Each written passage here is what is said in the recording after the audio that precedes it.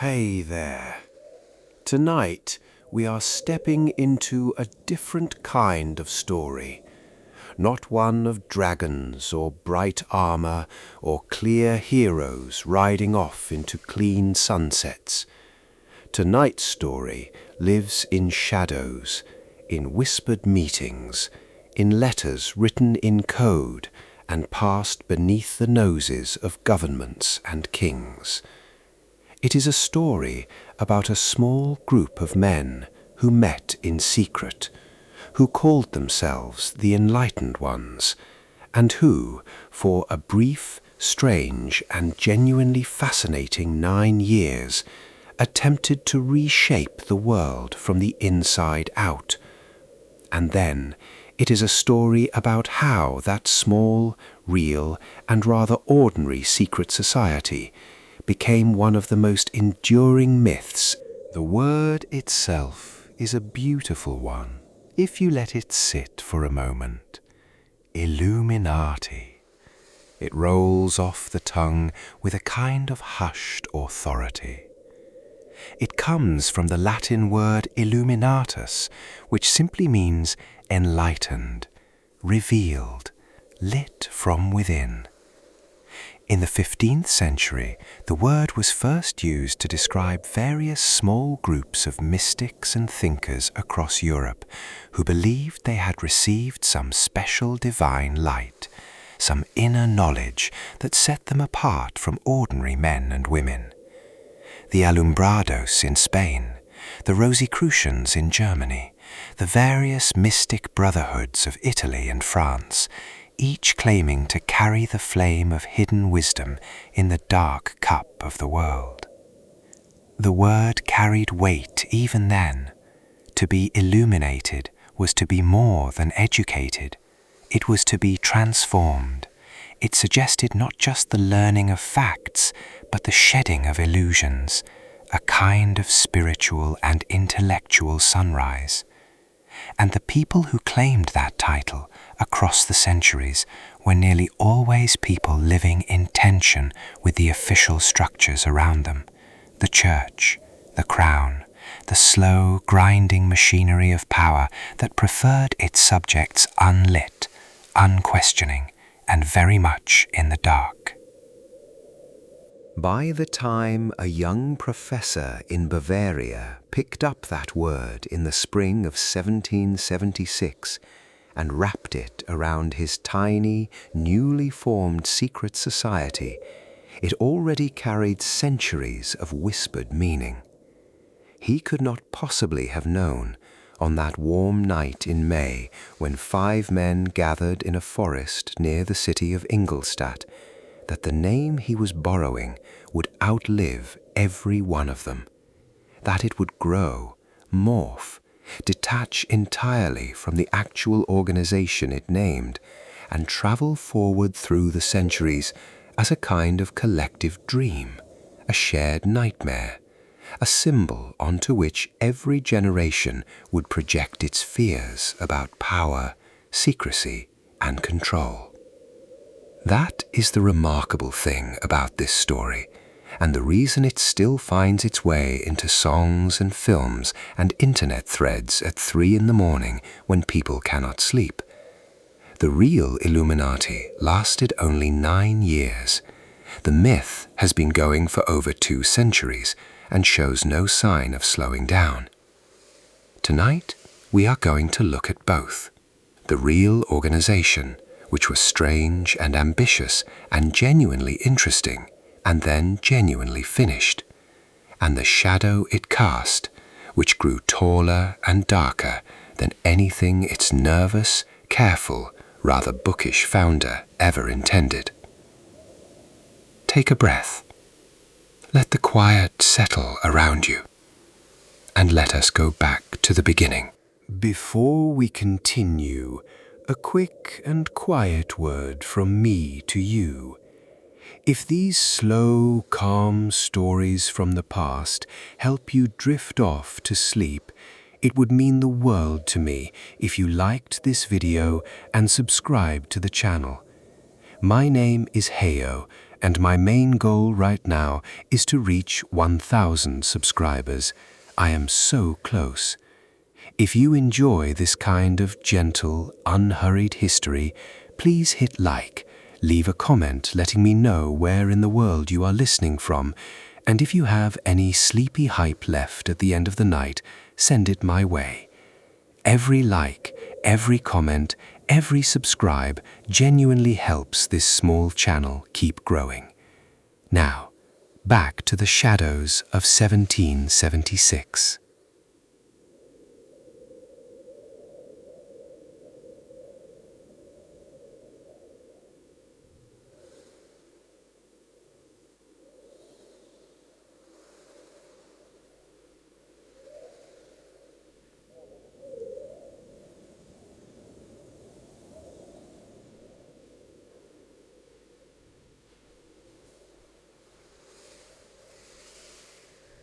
Bavaria in the mid-1700s was a deeply, seriously Catholic territory. The church was not simply a place you went on Sundays, it was woven into every part of public life, from the curriculum at the university to the laws governing what could be printed and read and discussed. The Jesuit order, founded in the 16th century as the intellectual backbone of the Counter-Reformation, had controlled education in Bavaria for generations. They ran the schools. They ran much of the university. They were the gatekeepers of what was acceptable to think and teach and know. Now, across the rest of Europe, something extraordinary was happening. The movement that historians would later call the Enlightenment was in full bloom.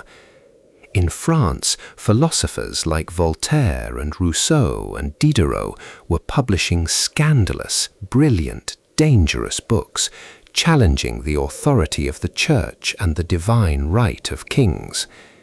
They argued for reason over superstition, for individual conscience over unquestioning obedience, for the idea that human beings were not simply born into their stations in life and obliged to stay there, but were rational creatures capable of improving themselves and their societies through the exercise of thought. These ideas were electric. They were also, in many places, deeply illegal. Books were burned, writers were imprisoned, thinkers were forced into exile. The existing powers of church and crown recognized the Enlightenment for what it was, a very slow, very polite, very dangerous revolution of the mind, and they pushed back against it with everything they had. In Bavaria, this tension was especially acute. The Jesuit University of Ingolstadt was a particularly tight-lipped, tradition-bound institution. The Jesuits had been extraordinarily powerful there for decades, controlling what was taught, who was hired, and what ideas were permitted to move through the lecture halls. When the Jesuit order itself was dissolved by Pope Clement XIV in 1773, it created a sudden and unsettling vacuum. The machinery was still there, the buildings, the positions, the curricula, the culture of control, but the driving force behind it had been removed by the very church it served. This was the world that a young, clever, ambitious, and deeply frustrated professor walked into when he took his position at the university in 1772. A world where the old order was cracking at the seams, where new ideas were pressing in through every crack, but where the walls were still thick, and the guards were still watchful, and the penalties for speaking too freely were still very real. Into that world, with his books of Enlightenment philosophy and his restless, inquiring mind, walked Adam Weishaupt. And the world, quiet and watchful and conservative as it was, did not much appreciate the interruption. The broader context matters here. because the Illuminati did not spring up in a vacuum. It was one of dozens of secret societies, reading clubs, philosophical brotherhoods, and underground networks that were proliferating across Europe in this era, all responding to the same basic tension. On one side, the irresistible force of new ideas about reason and liberty and the rights of individuals. On the other, the immovable weight of existing institutions that derived their power from the very things those new ideas were questioning. The Church's authority, the king's divine right, the rigid hierarchy of a society where your birth determined your fate, and no amount of intelligence or virtue was going to change that. The secret society in this environment was a practical necessity. You could not have the conversation in public. You could not print the argument in a pamphlet, not without risking everything. But you could meet quietly in someone's private rooms with trusted friends, and you could think aloud without fear. You could read the forbidden books. You could question the unquestionable. And perhaps if you were ambitious enough and organized enough, you could start to change things. Weishaupt was both ambitious and organized enough, more than he knew. Section 3. The man behind the legend. Adam Weishaupt was born on the 6th of February, 1748, in Ingolstadt, Bavaria. His father, Johann Georg Weishaupt, was a professor of law at the very university Adam would later join, and he died when Adam was only 5 years old. Orphaned young, the boy came under the care of his godfather, Johann Adam von Eichstätt, who himself was a professor of law at the university, and a man with distinctly progressive, Enlightenment-influenced views for his time. This godfather was important. Eichstätt was a man who believed in reason. He had a library full of the very books that the Jesuits considered dangerous, and the young Adam had access to it from childhood. While his classmates at the Jesuit school were being carefully formed in obedience and orthodoxy, young Weishaupt was reading Voltaire and the French philosophers by firelight in his guardian's study, forming a mind that was simultaneously trained in the rigors of Jesuit discipline and filled with ideas directly opposed to everything the Jesuits stood for. It is not hard to imagine the peculiar tension that must have lived inside him through those years. He learned from the Jesuits how to organize, how to maintain secrecy, how to build a hierarchical structure that could move information and resources across great distances without any single person knowing the whole picture. And from the Enlightenment philosophers, he learned to despise every institution that kept human beings small, uninformed, afraid, and obedient. He absorbed the methods of his enemies to use against them. Whether he thought of it in exactly those terms is unclear, but the result was a young man of unusual mental architecture. He graduated from the University of Ingolstadt with a doctorate in law in 1768 when he was just 20 years old. He became a tutor at the university and then in 1772 was appointed as a full professor of civil law and later canon law, a remarkable achievement for a man in his mid-20s. He was also the first layman in nearly a century to hold the chair of canon law at Ingolstadt, a chair that had been controlled by the Jesuits for generations. This was a serious provocation. even if it was not intended as one. The Jesuits who remained at the university, still smarting from their order's dissolution by the Pope 2 years earlier, regarded the young lay professor in their hallowed chair with something between contempt and fury. He was an interloper. He was a freethinker. He was, in their estimation, exactly the kind of dangerous influence that should not be given authority over young minds. Weishaupt, for his part, found the atmosphere suffocating. He could not teach what he believed was true. He could not assign the books he thought were important. Every course he designed was scrutinized for deviations from approved doctrine. Every conversation he had with students was potentially being reported back to people who wished him removed. He was a man full of ideas he was not allowed to express. Surrounded by institutional structures he was powerless to change from the outside. He was young, he was clever, he was impatient, and he had just spent 20 years being educated in the art of operating through layers of secrecy. Somewhere around 1775, he began to think seriously about creating an organization.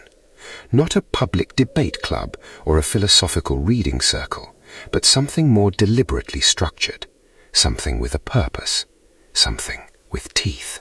He imagined a society that would recruit brilliant young men, educate them in Enlightenment principles, and then place them strategically in positions of influence across Bavaria and beyond, in government, in the church, in the universities, in the courts.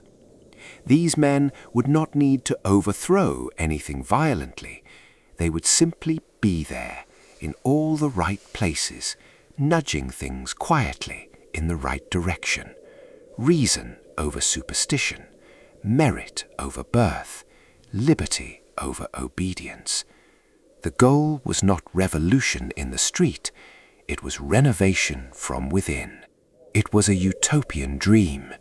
It was also going to require extraordinary secrecy, because the people who benefited from the current arrangements were very much still in power, and were not going to stand aside simply because someone had a good argument. Weishaupt thought about it for months. He sketched out structures and hierarchies in the margins of his lecture notes. He tested ideas on his most trusted students. He considered and rejected the name of the Bee Order, imagining busy workers building something invisible and vast together, before settling on something more grandiose and more fitting: the Illuminaten Orden, the Order of the Illuminati. He was 27 years old when he founded it. He had 5 members. Section 4. The Night in the Forest. On the 1st of May, 1776, in a forest near the city of Ingolstadt, 5 men gathered in the dark. 5 is not an impressive number. 5 is a small dinner party. It is a handful of colleagues walking home from work together. But these 5 men, standing in the light of torches beneath the trees, were beginning something that would outlast every one of them by centuries, and they could not have known that. They could only know the nervousness in their own chests and the cool spring air moving through the trees around them, and the strange, serious weight of what they were about to swear.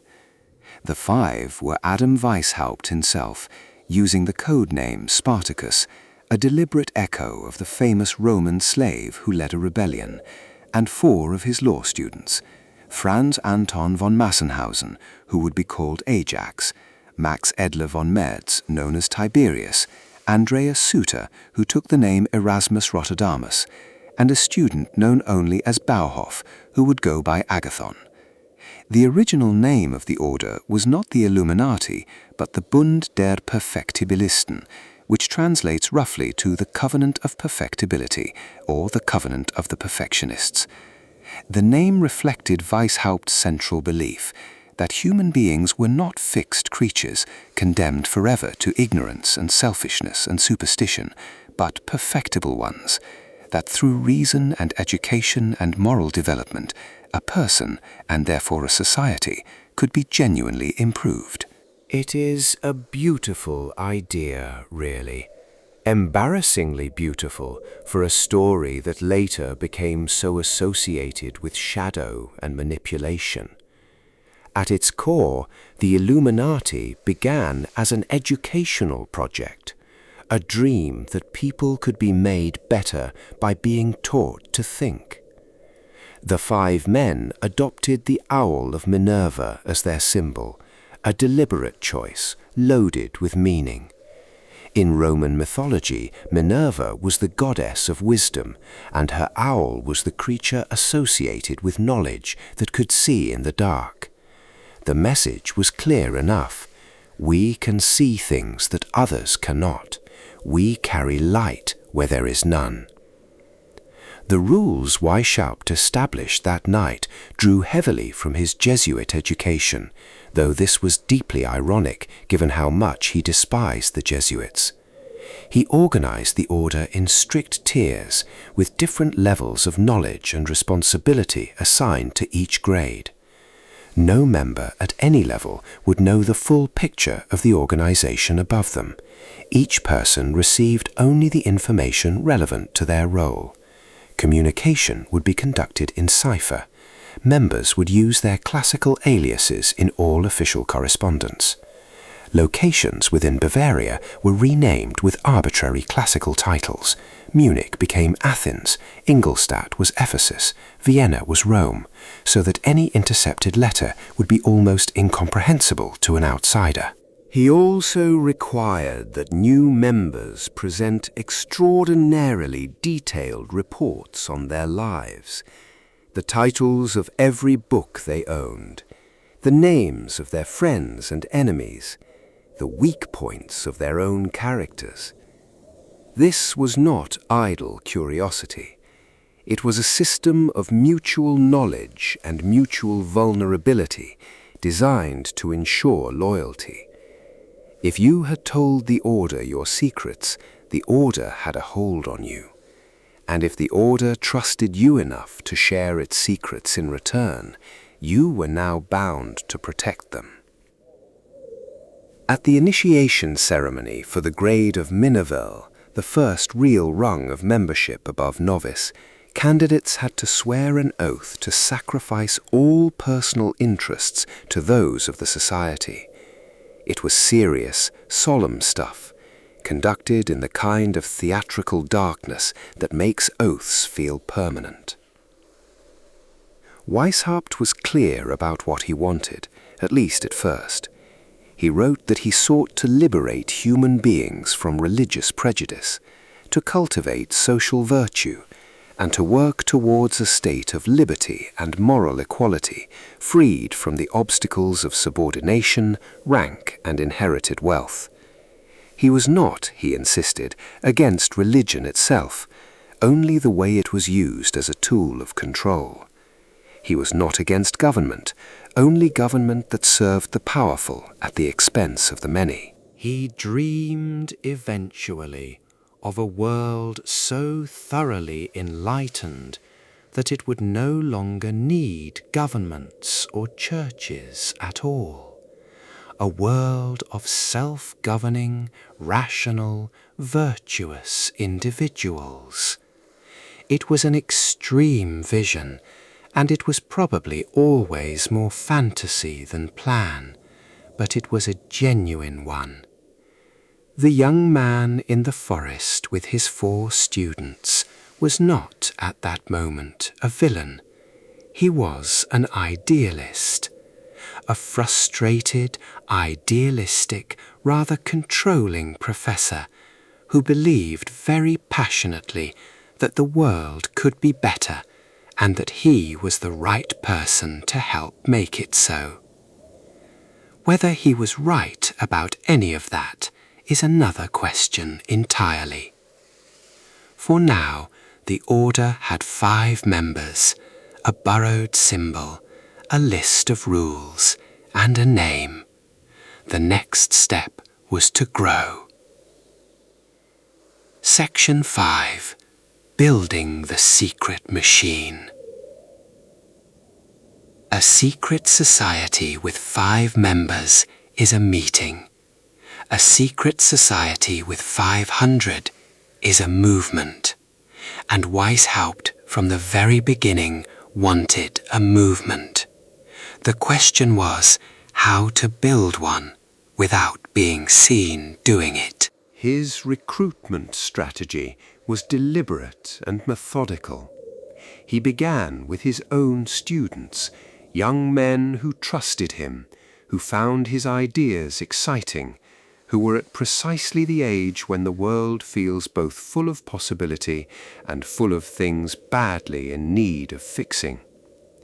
He looked for qualities that would serve the order, intelligence, obviously, but also discretion, ambition, and a temperament suited to long-term commitment to a cause. He was not interested in loudmouths or show-offs.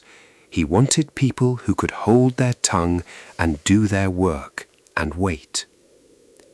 The recruitment process itself was designed to be gradual and careful. A potential member would first be observed at a distance, often without knowing he was being watched. If he seemed promising, a trusted member would initiate a cautious, indirect conversation, probing his views, testing his discretion. Only if he passed these quiet tests would an invitation be extended. And even then, the invitation revealed little. The new novice was given just enough information to understand that he had joined something serious and secret, and that greater understanding would come with time and demonstrated trustworthiness. The 3-tiered structure of the order was central to how it worked. At the bottom were the novices, who learned the basics of the organization's principles and underwent a period of close observation and moral education. Above them were the Minervals, the core initiates, who had sworn their deeper oath and were now trusted with more of the society's actual workings. And above them were the illuminated Minervals, who had demonstrated sufficient commitment and intelligence to take on real responsibilities within the growing network. Later, as the order incorporated Freemasonic elements, additional grades were added above these 3, including a Freemasonic class and an upper tier of mystery grades bearing titles like Priest, Regent, Magus, and King. The system was designed to make advancement feel like a genuine achievement, each grade revealing new knowledge and new responsibilities, while ensuring that no single member ever knew enough to dismantle the whole structure if they defected or were captured. The internal communication system was extraordinary for its time. All correspondence was conducted in a cipher that the order itself had developed. Members used only their classical code names in written communication. Towns and countries were referred to by their invented classical names. The calendar used by the order had been entirely reformatted, with months renamed after Persian month names and the year counted from a different starting point. A letter intercepted by the Bavarian authorities would look to anyone without the full key like a document from another planet. Weishaupt was meticulous about this. He was, at heart, a systems thinker, and the order reflected his love of elaborate structure. He had learned from the Jesuits that a well-organized institution could achieve extraordinary things, could spread its influence across vast distances, maintain coherence across different cultures and political contexts, and outlast any individual member. He was trying to build something with those same qualities, only in service of ideas the Jesuits would have found horrifying. The elaborate rituals and initiation ceremonies served a psychological purpose as much as a practical one. The secrecy itself was part of the appeal. Human beings are drawn to the idea of belonging to something exclusive, something hidden from the ordinary world. The knowledge that you were part of a secret network, that the man sitting next to you in a lecture hall might not know who you truly were, that you were part of a quiet current running beneath the surface of everyday life. This was compelling. It gave meaning to the ordinary difficulties of being a young man with big ideas in a conservative world. At recruitment events and gatherings, the Order took pains to make the experience feel weighty and significant. There were candles and ceremonial garments and formal language. There were oaths taken on bended knee. There was sealed documents and wax, and all the theatre of consequence that makes an experience feel permanent. People who have sworn a solemn oath in the dark among trusted companions are people who have committed themselves to something. They are much harder to simply walk away from than people who merely signed a form or attended a meeting. The mutual surveillance system was perhaps the most unsettling element of the organization's design.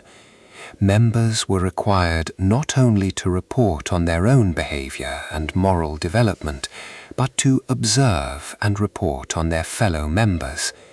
The Order maintained detailed files on everyone within it, their habits, their weaknesses, their relationships, their potential vulnerabilities. Weishaupt described it as a network of spies and counter-spies, and he was not exaggerating. He wanted to know everything about the people in his organization, because he understood that the greatest threat to a secret society comes from within. This is worth sitting with for a moment, because it tells you something important about the man. Adam Weishaupt believed fervently in the freedom of human beings from institutional control, and he built, to pursue that belief, one of the most controlling, surveilling, information-gathering organizations of his century. The contradiction did not seem to trouble him, or if it did, he did not let it slow him down. The Order grew, slowly at first, limited to Ingolstadt, drawing from the university and from Weishaupt's professional network. But it grew, and as it grew, it began to attract people with larger ambitions and broader reach. And with those people came the opportunity to expand in ways Weishaupt had only dreamed of. Section 6. The Alliance with the Freemasons. By 1778, 2 years after the founding, Weishaupt had come to a strategic conclusion. Building a secret society from scratch, member by member, was slow. It was careful work, and it produced a tight-knit, trustworthy organization, but it was going to take decades to achieve the kind of scale he had in mind. What he needed was an existing network, a structure he could use as a pipeline. He had already been initiated into a Masonic lodge in Munich in 1777, the lodge Theodor zum Guten Rat, and what he found there interested him enormously. Freemasonry had been growing steadily across Europe since the formation of the first Grand Lodge in London in 1717. By the 1770s, it had become genuinely fashionable among educated, progressive men, nobles, intellectuals, doctors, lawyers, merchants, even minor royalty. The lodges served as places where men of different social backgrounds could meet as equals, discuss ideas, and participate in rituals that bound them together with a sense of shared purpose and mystery. The Masons, crucially, already believed in much of what Weishaupt was promoting. reason, brotherhood, the improvement of humanity through moral development, the search for hidden knowledge. They even had their own hierarchical grade system and their own ritual culture. The overlap with the Illuminati's principles was substantial. What Weishaupt saw was opportunity. If the Illuminati could establish a presence within the Masonic lodges, presenting themselves initially as a particularly elevated and enlightened variety of Masonry, they could recruit from within an already self-selected pool of exactly the kind of progressive, educated, network-connected men they were looking for. It was elegant and efficient, and more than a little devious. The man who made this strategy work in practice was Baron Adolf Franz Friedrich von Knigge, who joined the Illuminati in 1780 and almost immediately became its most important figure after Weishaupt himself. Knigge was a former Mason of considerable standing.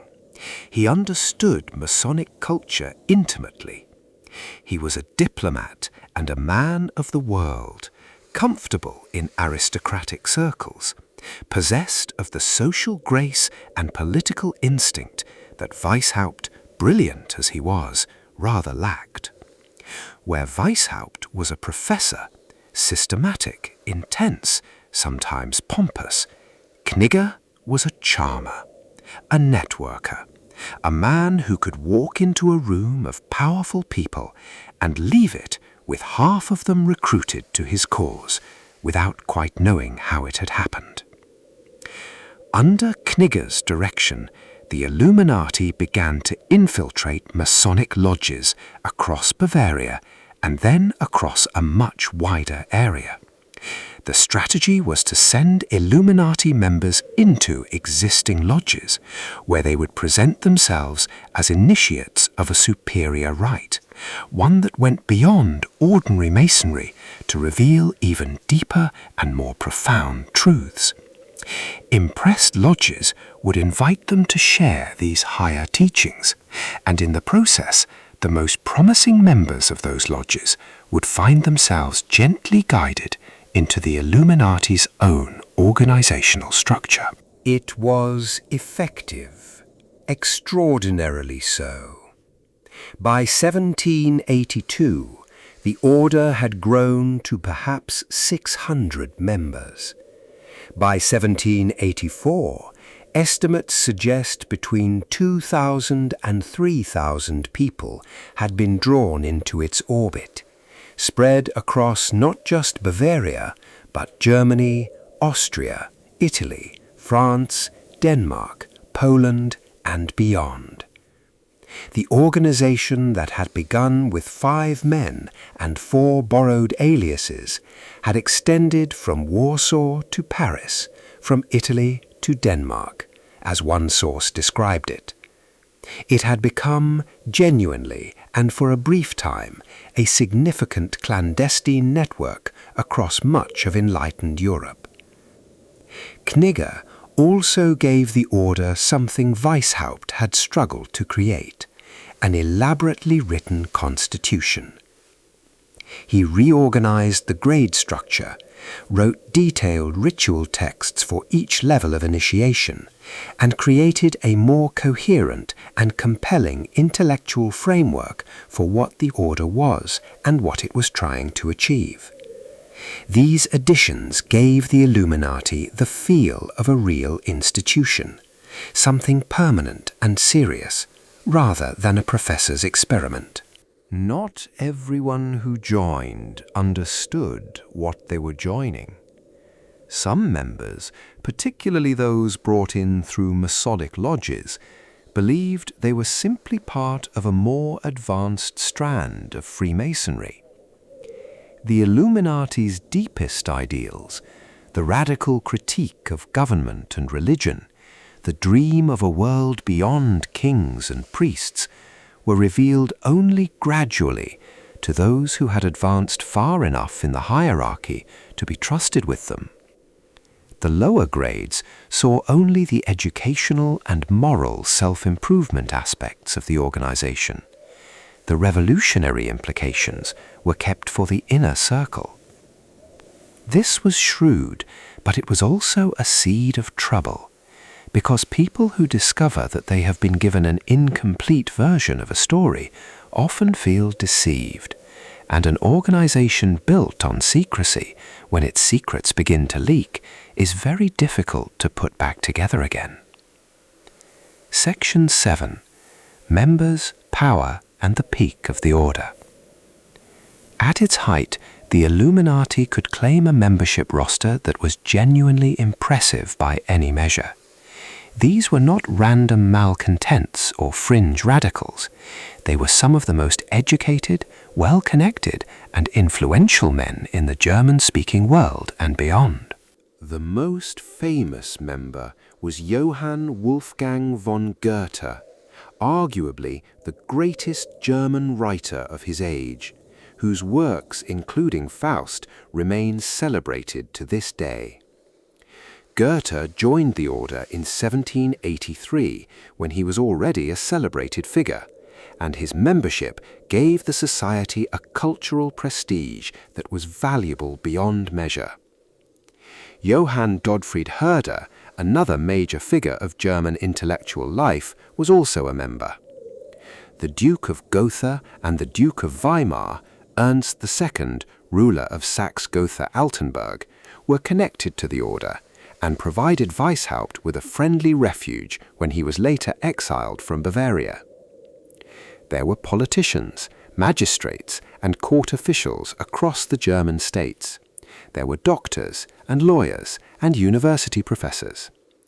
There were minor nobles who saw in the Enlightenment ideals of the order a vision of a better ordered society. And there were middle-class professionals who saw in it an opportunity for social advancement into circles that would normally be closed to them. The order offered genuinely something rare, a space where a wealthy merchant's son and a minor duke could sit in the same room, under the same obligations, working towards the same goals, with the same code name obscuring what either of them was born into. Daily life within the order was, for most members, relatively undramatic. Much of it consisted of study.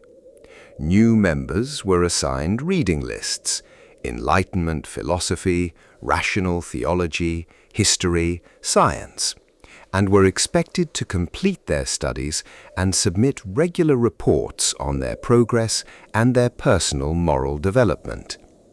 The reports were detailed and introspective, touching on the member's habits, his relationships, his professional life, and his ongoing effort to improve himself in accordance with the order's principles. The meetings, when they happened, were serious affairs. Held in private homes, sometimes in Masonic lodge rooms, they combined formal ritual elements with substantive discussion of ideas. Members debated philosophy, reviewed each other's moral progress reports, and planned the practical business of recruiting and expanding the network. The elaborate secrecy measures were maintained throughout. Proper names never used, locations referred to only by their classical aliases, all sensitive documents coded. The correspondence between members of the order was voluminous.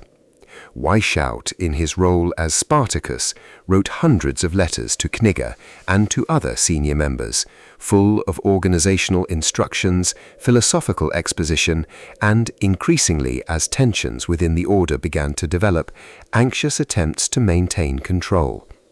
The letters reveal a man who was genuinely brilliant and genuinely difficult. He could be inspiring and then petty, visionary and then paranoid. He treated senior members as tools for his own project rather than as collaborators, and he could not quite hide his impatience with anyone who questioned his judgment. It is worth pausing here to appreciate just how unprecedented this whole enterprise was.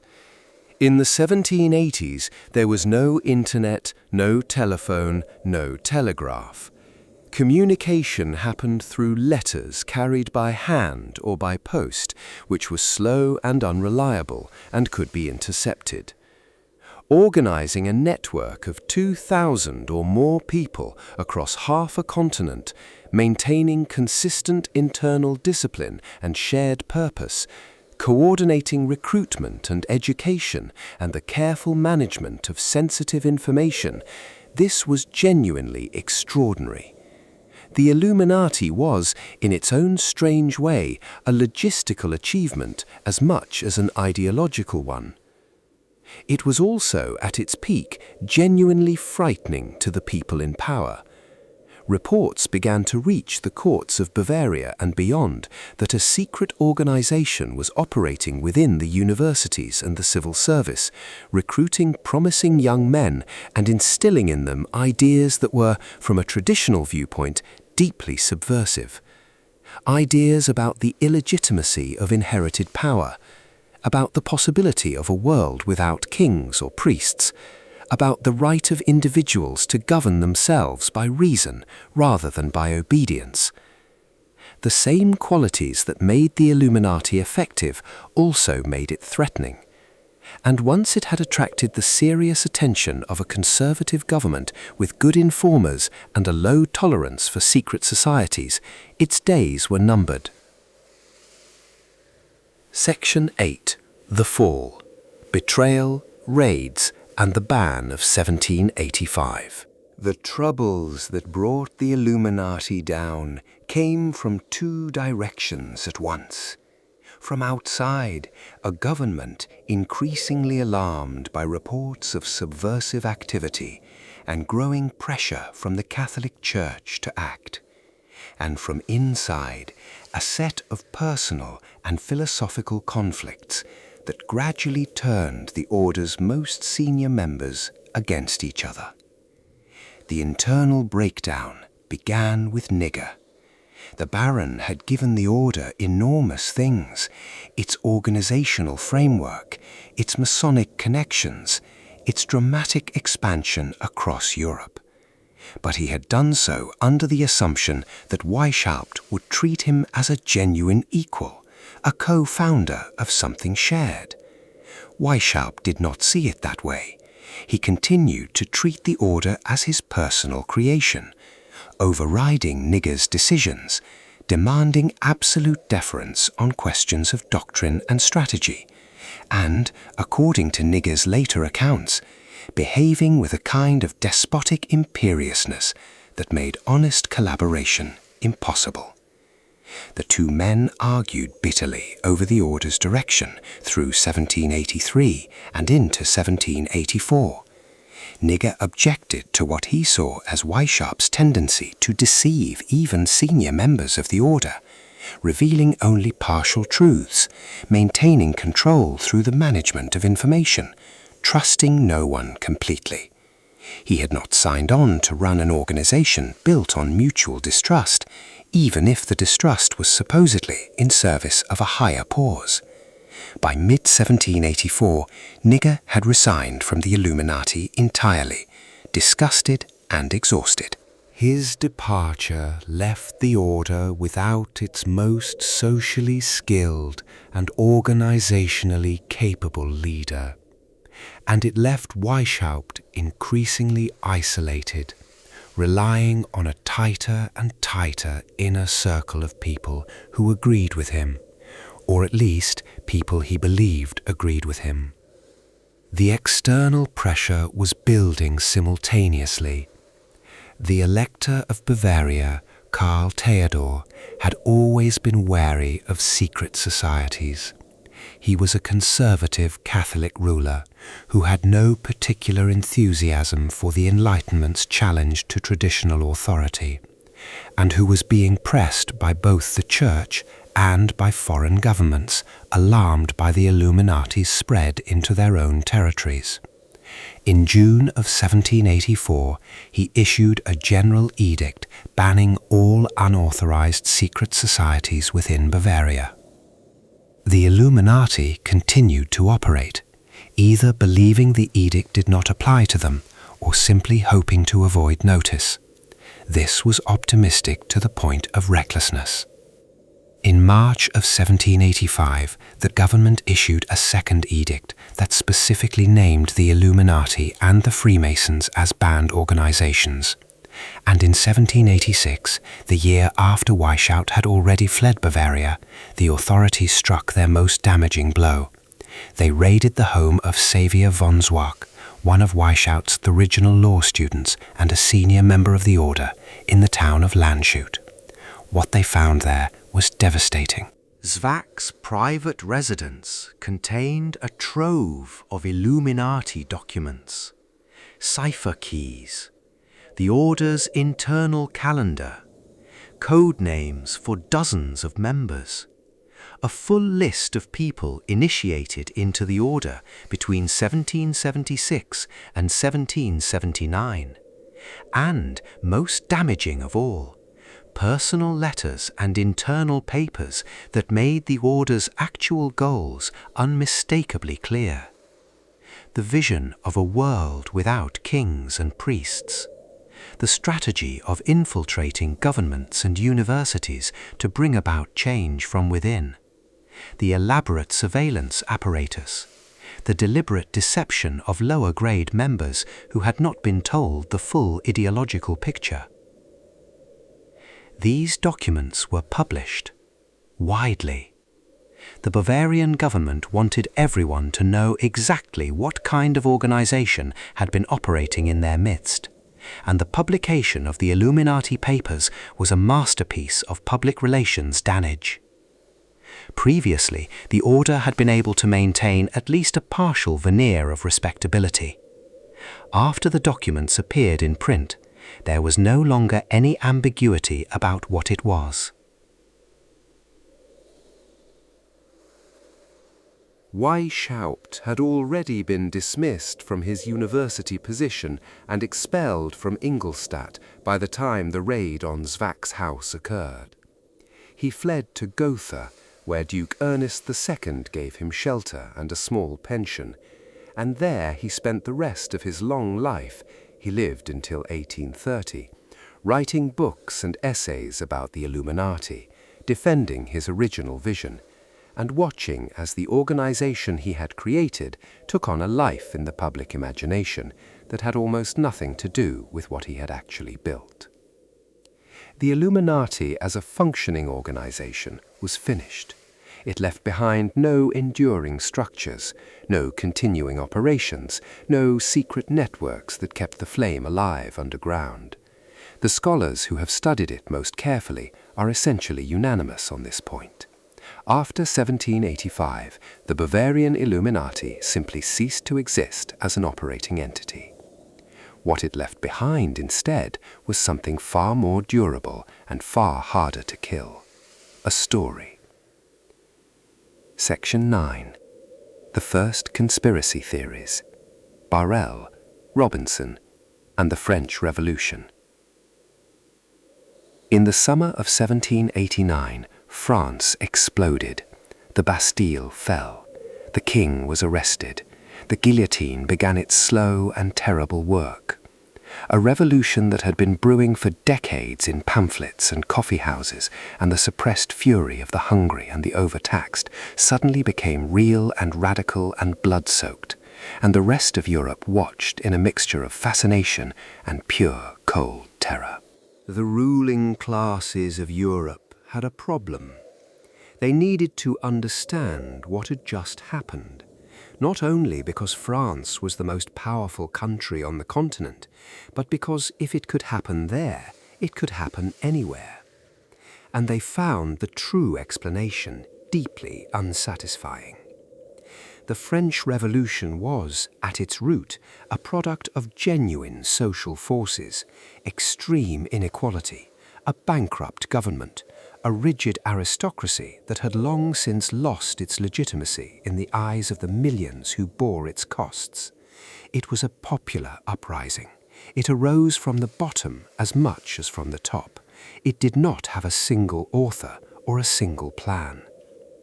This was, for people who were used to thinking about history as the story of great men and their decisions, a terrifying kind of chaos. It suggested that the existing order could be undone not by any specific enemy you could identify and defeat, but by the sheer weight of accumulated resentment among ordinary people. That was not a comfortable thought. It was much more comforting to believe that someone had planned it, that somewhere in some dark room a group of dangerous, well-organized conspirators had pulled the strings, that the revolution was not the authentic voice of millions of suffering people, but a manufactured event, engineered by hidden hands for hidden purposes. If that were true, you had an enemy to fight, a thing to oppose, a conspiracy to expose and defeat. The chaos suddenly had a shape. Two men, independently and almost simultaneously, offered exactly this explanation.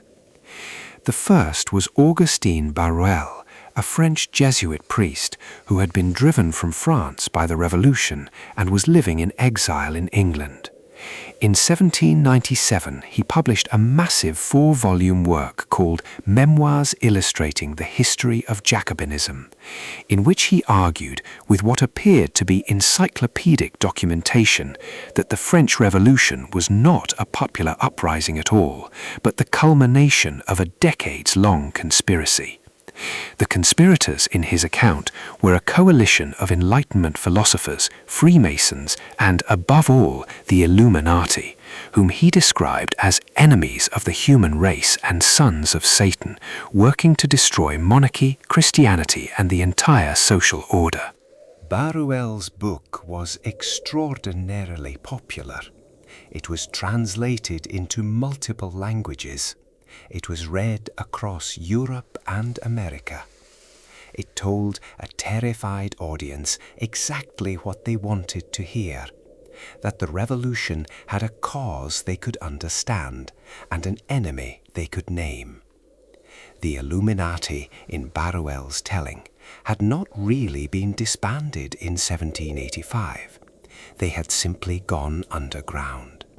They were still operating invisibly, pulling strings, moving toward their ultimate goal of world domination. The second voice was John Robinson, a Scottish scientist and philosopher of considerable reputation, a long-time professor at Edinburgh University, a Fellow of the Royal Society of Edinburgh, a man whose previous work on optics and mathematics had been entirely unimpeachable. In 1798, Robinson published a book called Proofs of a Conspiracy Against All the Religions and Governments of Europe, carried on in the secret meetings of Freemasons, Illuminati, and reading societies.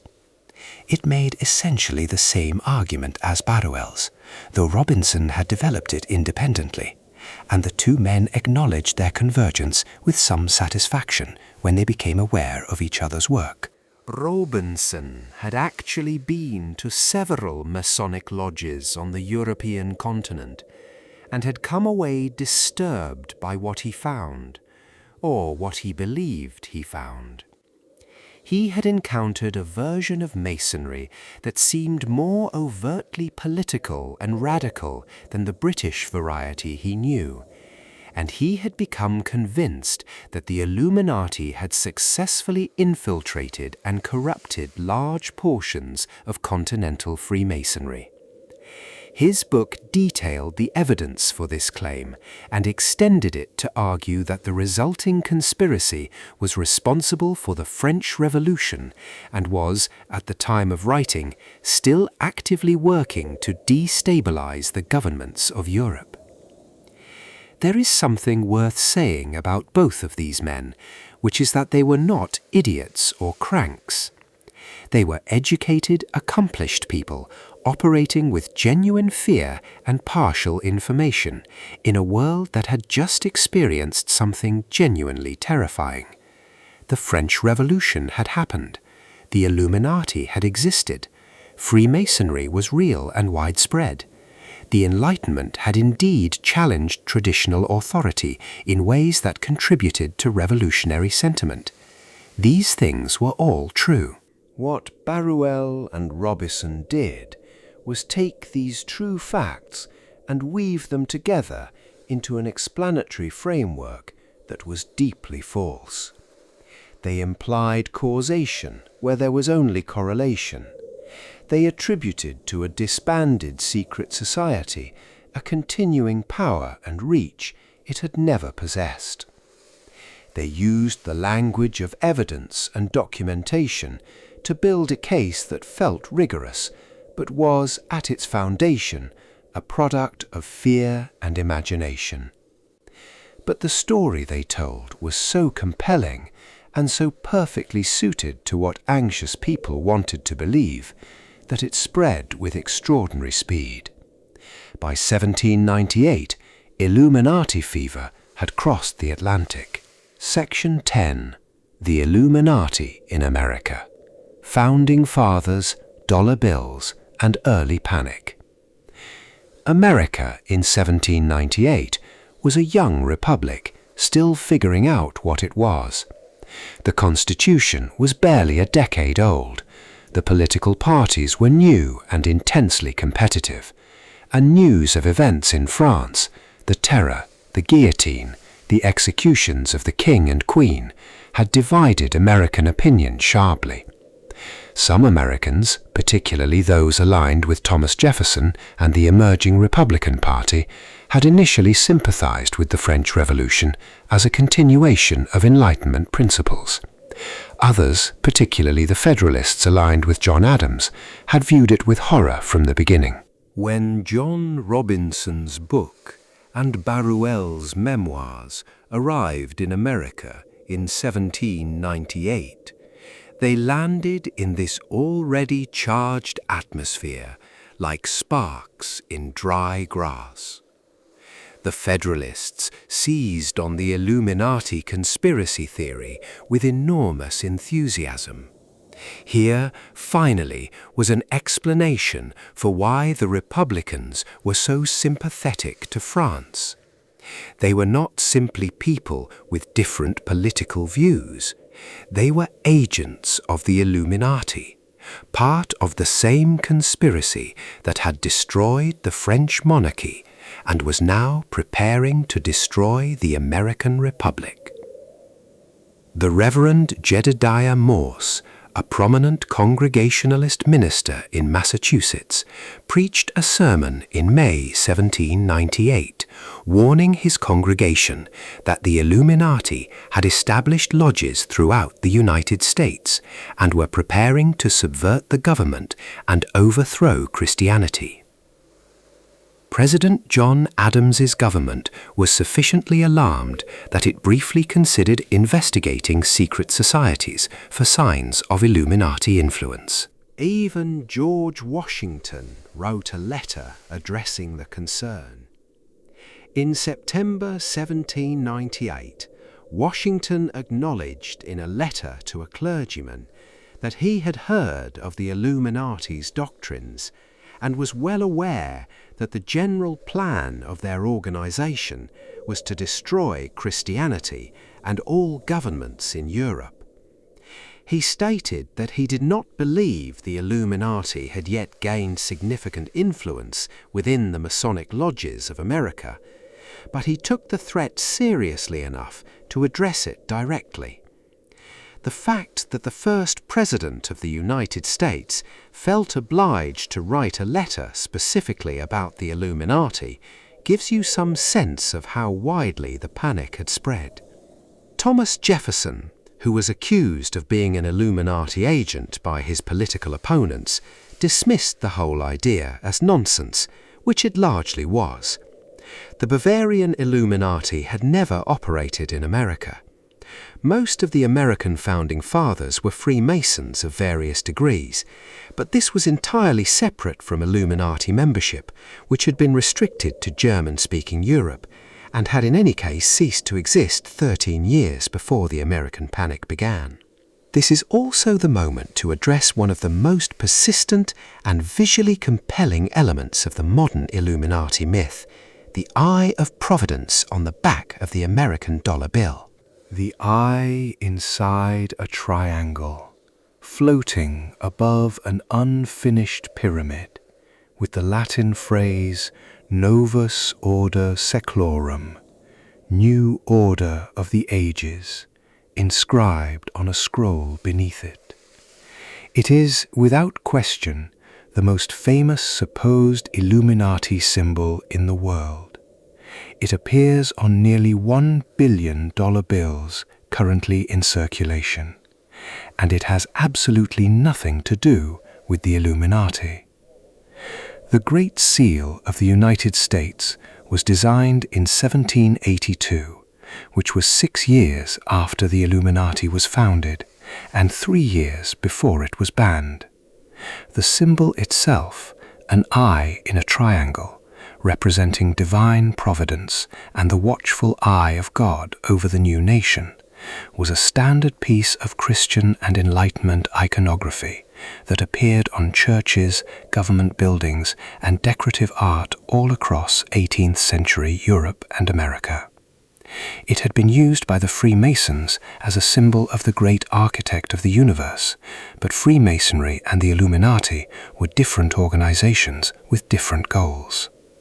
Charles Thompson, who designed the seal, stated clearly that the pyramid represented strength and duration, and the eye represented providence, the guidance of a higher power over the experiment of American democracy. The phrase Novus Ordo Seclorum is a quotation from the Roman poet Virgil, taken from his Eclogues, where it refers to the dawning of a new era.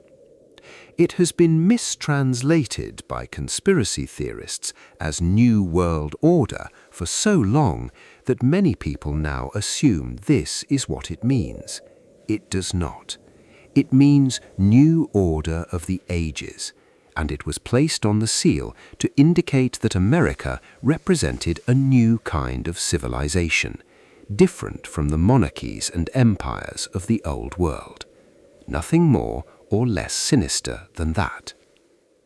The seal's imagery was not adopted for the dollar bill until 1935 by Franklin Roosevelt's administration, when it was added to the reverse side of the $1 note as part of a redesign. The connection between the dollar bill's imagery and the Illuminati was invented much later by conspiracy theorists looking for hidden signs, and was dramatically amplified by the publication of the Illuminatus trilogy in the 1970s. The truth of the Eye of Providence is, in some ways, more interesting than the myth. It is a symbol that genuinely does connect European mystical traditions, Masonic symbolism, Christian iconography, and American Republican aspiration. It sits at a crossroads of real and meaningful historical currents. It does not need an invented conspiracy to be fascinating. But the invented conspiracy is much easier to point to and much more exciting to tell someone about at a party, and that has made it nearly impossible to dislodge from the popular imagination. For most of the 19th century, the Illuminati conspiracy theory simmered at a relatively low heat. It remained a staple of certain conservative and religious publications, a way of explaining political developments that seemed threatening to the existing order. Revolutions in France, liberal movements across Europe, the gradual weakening of church authority in public life, all of these could be attributed, in the right publications, to the continuing invisible work of the Illuminati and their Masonic allies. But the theory was, for most of this period, a fringe concern. Educated people largely dismissed it. The historical record was clear enough that the Bavarian Illuminati had been a real but small and short-lived organization, and that its supposed connection to subsequent historical events was speculative at best. That changed in the early 20th century, and it changed in a way that is important and uncomfortable to acknowledge. The Illuminati myth was fused in the 1920s with virulent anti-Semitism. Writers like Nestor Helen Webster, a British author who became one of the most widely read conspiracy theorists of the interwar period, wove the old Illuminati narrative together with the Protocols of the Elders of Zion, a thoroughly fraudulent document fabricated by the Tsarist secret police in 1903, which purported to describe a Jewish plan for world domination. In Webster's telling, the Illuminati had been a vehicle for Jewish manipulation of European society, and the French Revolution, the Russian Revolution, and a host of other world events were all part of a coordinated plot by the same hidden powers. These ideas helped provide intellectual cover for some of the worst political violence of the 20th century. The Nazi movement made explicit use of conspiracy theories about Jewish Masonic Illuminati plots to justify its persecution of Jews and Freemasons alike. Hundreds of thousands of Freemasons were imprisoned or killed in Nazi Germany. The conspiracy theory was not merely an eccentricity. In certain hands and at certain moments in history, it became a weapon. After the Second World War, the Illuminati myth took another form. During the Cold War and the Red Scare of the 1940s and 1950s, writers and political figures on the American far right began to describe an international communist conspiracy in which Freemasons, the Illuminati, and Jewish influence were supposedly the driving forces. The John Birch Society, a prominent right-wing organization founded in 1958, promoted the idea that globalist institutions like the United Nations and the Council on Foreign Relations were front organizations for the Illuminati, working to create a one-world socialist government. The term New World Order entered the conspiratorial vocabulary during this period, though it would not achieve its maximum cultural saturation until the early 1990s, when President George H.W. Bush used the actual phrase in a 1990 speech about the post-Cold War global order. Bush meant it as a straightforward description of a new era of international cooperation. For conspiracy theorists, it was confirmation of everything they had suspected. But the event that most directly transformed the Illuminati from a fringe political concern into a genuine pop culture phenomenon was the publication in 1975 of the Illuminatus trilogy by Robert Shea and Robert Anton Wilson. The backstory of this book is almost as strange as the book itself. In the late 1960s, Wilson and his colleague Kerry Thornley had been writing fake letters to publications like Playboy, attributing various world events to a secret conspiracy by the Illuminati. This was not an effort to spread misinformation. It was a deliberate satirical experiment, an attempt to demonstrate how easily people accept elaborate conspiratorial narratives when they are presented with the right mixture of real facts and invented connections. Wilson and Thornley were followers of a philosophy called Discordianism, which was essentially a prank religion based on the worship of chaos and the deliberate subversion of rigid thinking. And their fake Illuminati letters were part of what they called Operation Mindfuck, a campaign to make people question the narratives they unthinkingly accepted. The project grew. Wilson, working with Robert Shea, eventually expanded the experiment into a massive, exuberant, thoroughly absurd science fiction novel that threw every conspiracy theory in existence into a single narrative. The Illuminati were behind everything: the Kennedy assassination, the moon landing, the rise of fascism, the counterculture, ancient history, and several things that had not happened yet. The book was satirical. The authors intended it as a mockery of conspiratorial thinking, a reductio ad absurdum. But many readers took it completely seriously, and the Illuminati entered modern pop culture as a real and ongoing force. Dan Brown's Angels and Demons, published in 2000 and turned into a major film in 2009, brought the Illuminati to an audience of hundreds of millions. Brown's fictional Illuminati was a revived version of the Bavarian Order, operating as a high-tech, deeply resourced secret society with members at the highest levels of science and government. It was gripping fiction. It was also completely invented, but for many people, the line between Brown's thriller and historical reality was blurry at best. And then came the Internet, which made every blurry line blurrier. Section 12. Symbols, Codes, and Hidden Signs. One of the most powerful engines driving the modern Illuminati myth is the act of interpretation. The belief that hidden signs are everywhere, waiting to be decoded by those with eyes to see them.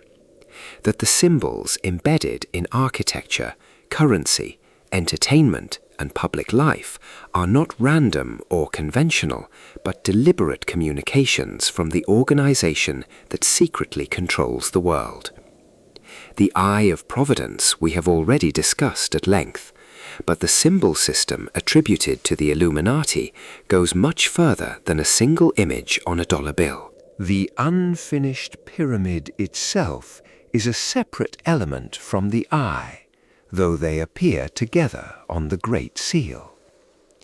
Conspiracy theorists interpret the unfinished pyramid as a symbol of the Illuminati's work in progress. The new world order is being built, brick by brick, but is not yet complete. The actual explanation is considerably more mundane. The pyramid was a standard symbol of strength and permanence in 18th century design, and the unfinished top was meant to convey that the new American nation was a work in progress, open to improvement. But the mundane explanation does not generate nearly as much excitement as the conspiratorial one.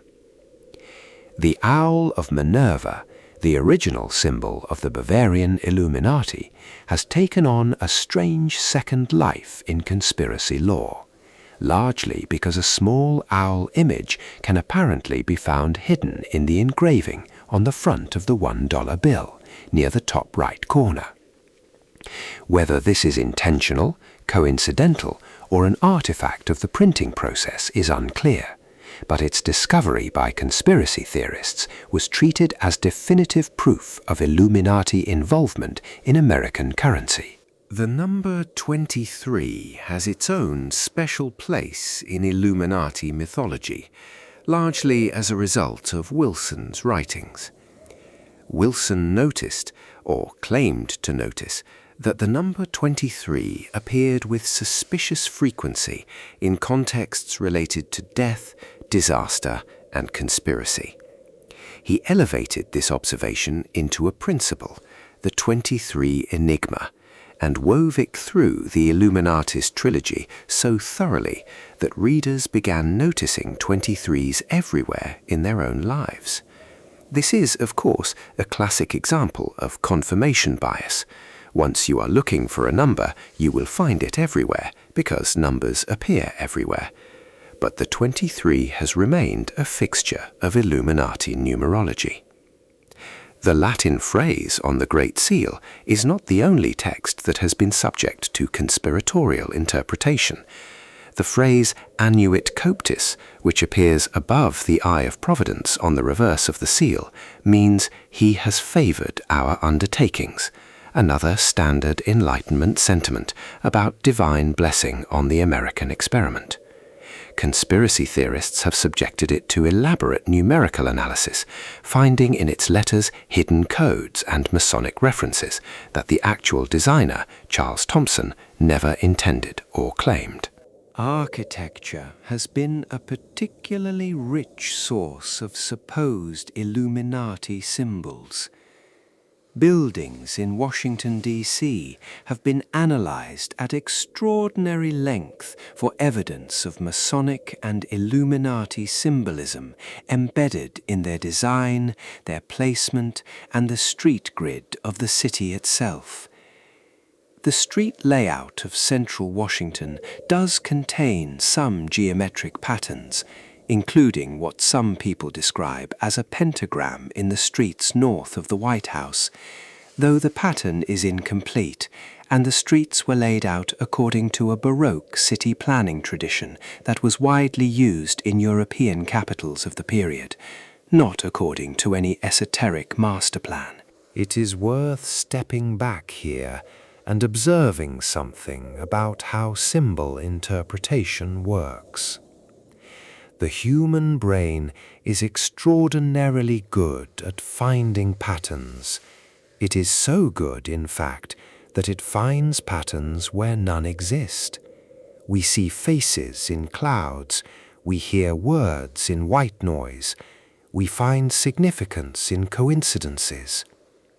This tendency, called apophenia, was enormously useful on the African savanna, where noticing that a rustle in the grass might be a predator was worth 1,000 false alarms.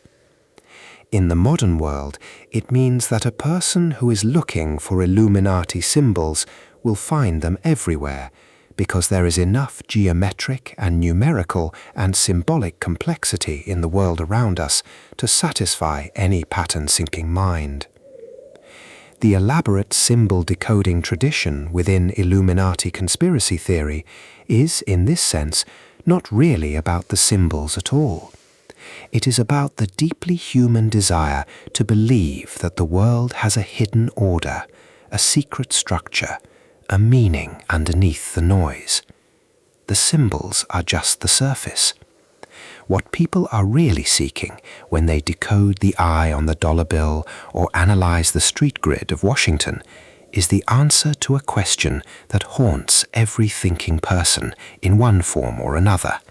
Is there a plan? And if there is, who made it? Somewhere in the early 21st century, the Illuminati conspiracy theory underwent a significant transformation.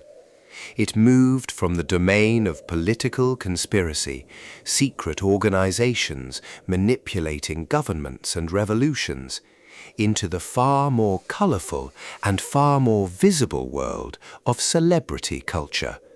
And this transformation made it larger and more viscerally compelling than anything that had come before. The celebrity Illuminati theory operates on a simple and seductive premise. The most famous and successful people in entertainment, the singers, the actors, the athletes who seem to live in another glittering dimension from ordinary life, did not achieve their success through talent and work and luck. They achieved it through a deal, a pact with a secret organization that controls the entertainment industry, and through it, the culture.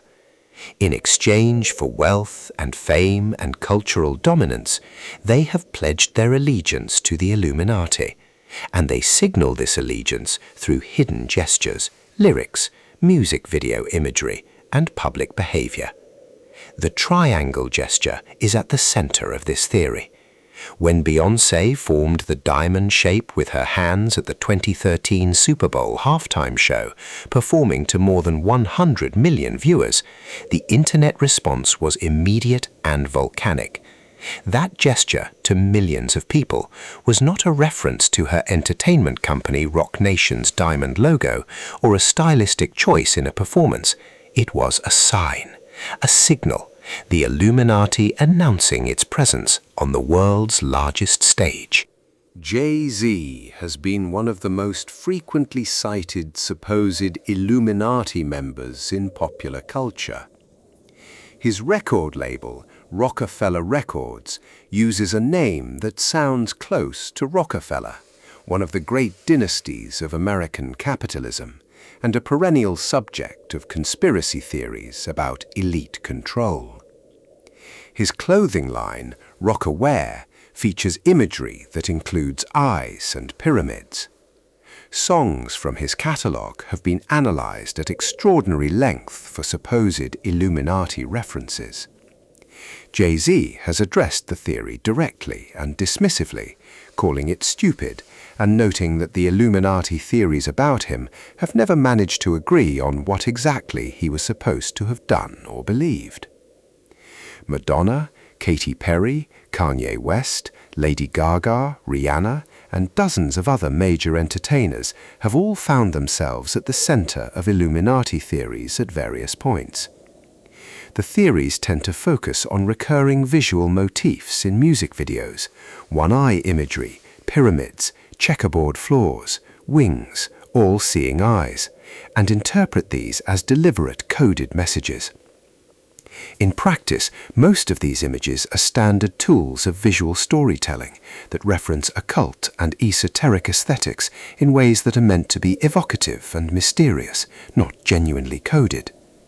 The eye in a music video is there because it looks cool and ominous, not because it is a dispatch from a secret society. Kanye West has had a particularly complex relationship with the Illuminati narrative. He spent years publicly mocking the theories, calling them ridiculous. Then, during a period of personal crisis in 2016, he made a series of public statements that conspiracy theorists interpreted as either confirmation of the theory or evidence that he was being punished for breaking from the organization. The way in which his erratic public behavior was read through an Illuminati lens, every statement a coded message, every crisis a consequence of betrayal, illustrates how completely the conspiracy framework can absorb and reinterpret any evidence whatsoever. Katy Perry, in an interview with Rolling Stone, described Illuminati theorists as weird people on the internet. The reaction within conspiracy communities to this denial was entirely predictable. The denial was itself proof of membership. If you were truly innocent, why address it at all? If you were a member, of course you would deny it. The theory is structured in a way that makes it impossible to disprove, which is one of the reasons it has proven so extraordinarily durable. There is something genuinely fascinating about the celebrity Illuminati theory when you look at it from a cultural perspective. It says something real about how ordinary people relate to extraordinary success. Fame and wealth at the level achieved by global superstars is so extreme, so far removed from everyday experience, that it can feel genuinely inexplicable by normal human means. The idea that it comes from a deal, from a membership in an exclusive and terrible club, is in some ways a democratization of envy, a way of saying that the famous and powerful achieved what they achieved not through advantages of birth or talent or opportunity or hard work, but through a corrupt bargain that marks them as fundamentally different from, and in some sense lesser than, the ordinary person who sees through the illusion. It is also, in a gentler analysis, a continuation of something very old, The belief that extraordinary success requires extraordinary sacrifice, that power has a hidden cost, that the world's most visible people carry a secret that explains their elevation.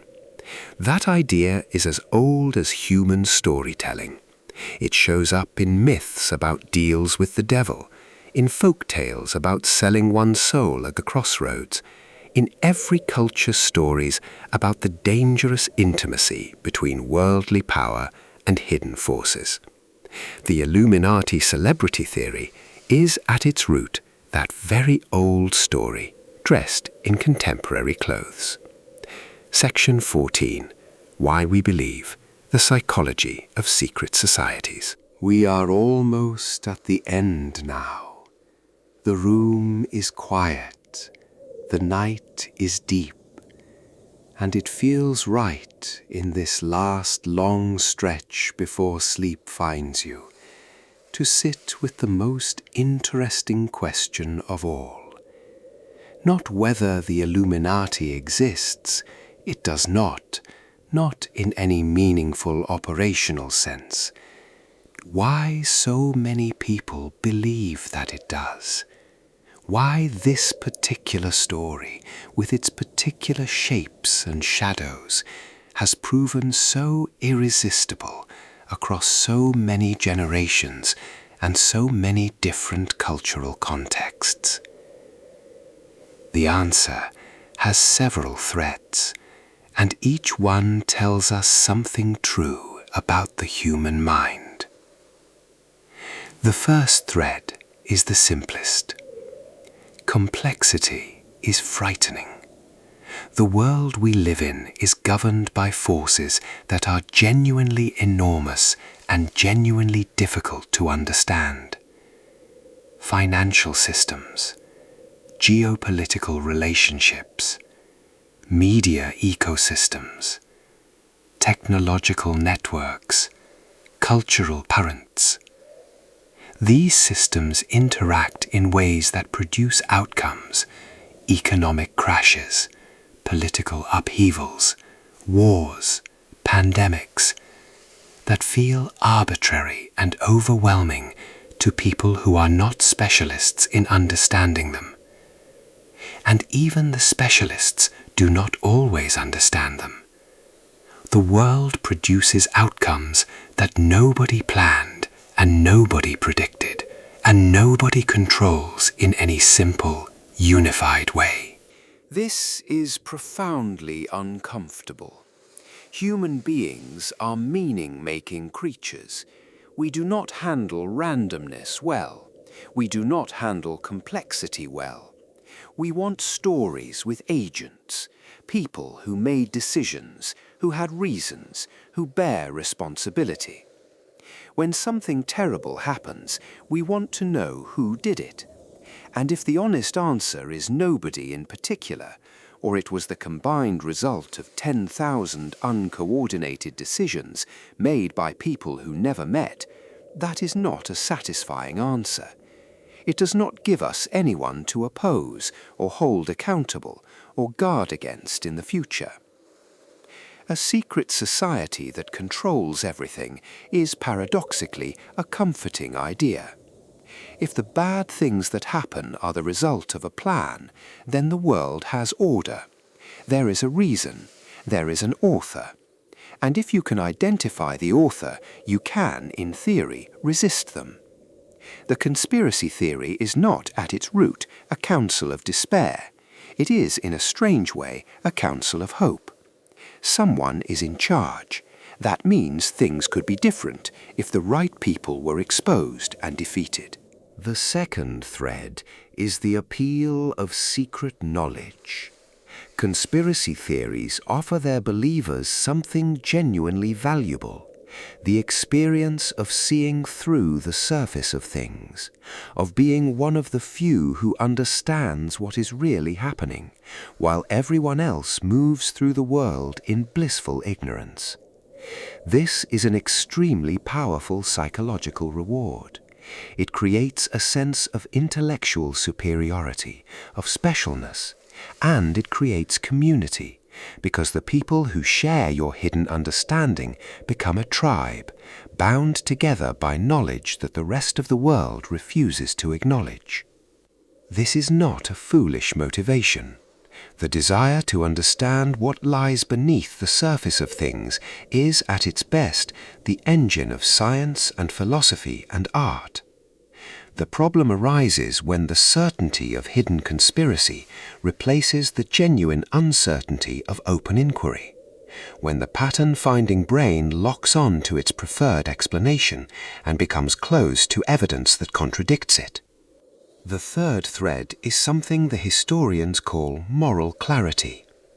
The world as it actually is does not have clean sides. Good and evil are distributed across institutions and individuals in messy, overlapping, often contradictory ways. The Illuminati conspiracy provides a map with one clear enemy, an organized, malevolent, all-powerful group that is responsible for the world's ills. This is much easier to navigate than the actual landscape of human affairs, where most bad outcomes have multiple causes and no single villain. The conspiracy theory offers a moral clarity that reality almost never does. There is also a specific social dynamic worth noting, which is that conspiracy theories thrive in conditions of mistrust. When people do not trust governments, media, institutions, and experts, when they have good reasons sometimes to believe they have been lied to or manipulated, they become more receptive to alternative explanations. The Illuminati theory has always found its most fertile ground in communities that have genuinely been betrayed by powerful institutions. The distrust is not irrational, but the conclusion it leads to, that a single secret group is behind everything, moves from reasonable skepticism into something that cannot actually be verified or falsified, and that ultimately makes it harder to identify and address real abuses of power. Because the real abuses of power are not hidden in plain sight through triangle gestures and dollar bill imagery. They are hidden in the extremely boring, difficult to understand mechanics of lobbying and regulatory capture and media ownership and campaign finance and institutional incentive structures. They do not require a secret society. They just require human beings with resources acting in their own interests, which is something that happens openly every day and does not need any secret decoder to explain. Adam Weishaupt, sitting in exile in Gotha in the 1790s, watching the French Revolution transform his Illuminati from a failed Bavarian experiment into a worldwide bogeyman, would have found this ironic in a way that might have made him laugh, if he was the kind of man who laughed. He had wanted to change the world by spreading reason and exposing the mechanisms of power. He had ended up, instead, becoming the mechanism. The name he chose, the organization he built, the documents that were seized and published, all of these became raw material for exactly the kind of irrational, superstition-driven, fear-based thinking he had dedicated his life to opposing. There is something almost tragic in that, and something almost funny in the way that very serious things sometimes are. The real Illuminati lasted 9 years. It had at most 3,000 members. It never successfully placed anyone in a position of real political power. It never orchestrated a revolution or an assassination. It was banned by a minor German prince, and its founder spent his remaining 35 years writing books that almost nobody read, trying to explain what he had actually been trying to do. The shadow it cast lasted 250 years, and counting. Conclusion: the light behind the shadow. Adam Weishaupt died in 1830 at the age of 82 in Gotha, He had outlived almost everyone who had known him as Spartacus. He had watched his organization become in death far more powerful than it had ever been in life. Whether that amused him or horrified him, or both, we cannot know. He went to his grave still defending his original vision, a world governed by reason, free from the tyranny of superstition and inherited power. It was a dream that has not come true yet. Perhaps it never will. Perhaps it should not be pursued in secret rooms with cipher keys and oaths on bended knee. But as dreams go, it is not a bad one. The idea that human beings might think more clearly, act more justly, and organize more rationally than they currently do. The idea that the structures we build around ourselves, the governments, the religions, the hierarchies, should serve human flourishing rather than constraining it. That dream did not need a secret society. It never did. It needed then, as it needs now, people who are willing to have the conversation openly, in the light, without ceremony or code name or elaborate ritual. Which is a much harder thing than meeting in a forest at midnight. But it is the only kind of illumination that actually illuminates anything. Let the eye of providence be what it always was, a symbol of oversight, of watching, of the hope that someone or something keeps an eye on the human project and wants it to go well.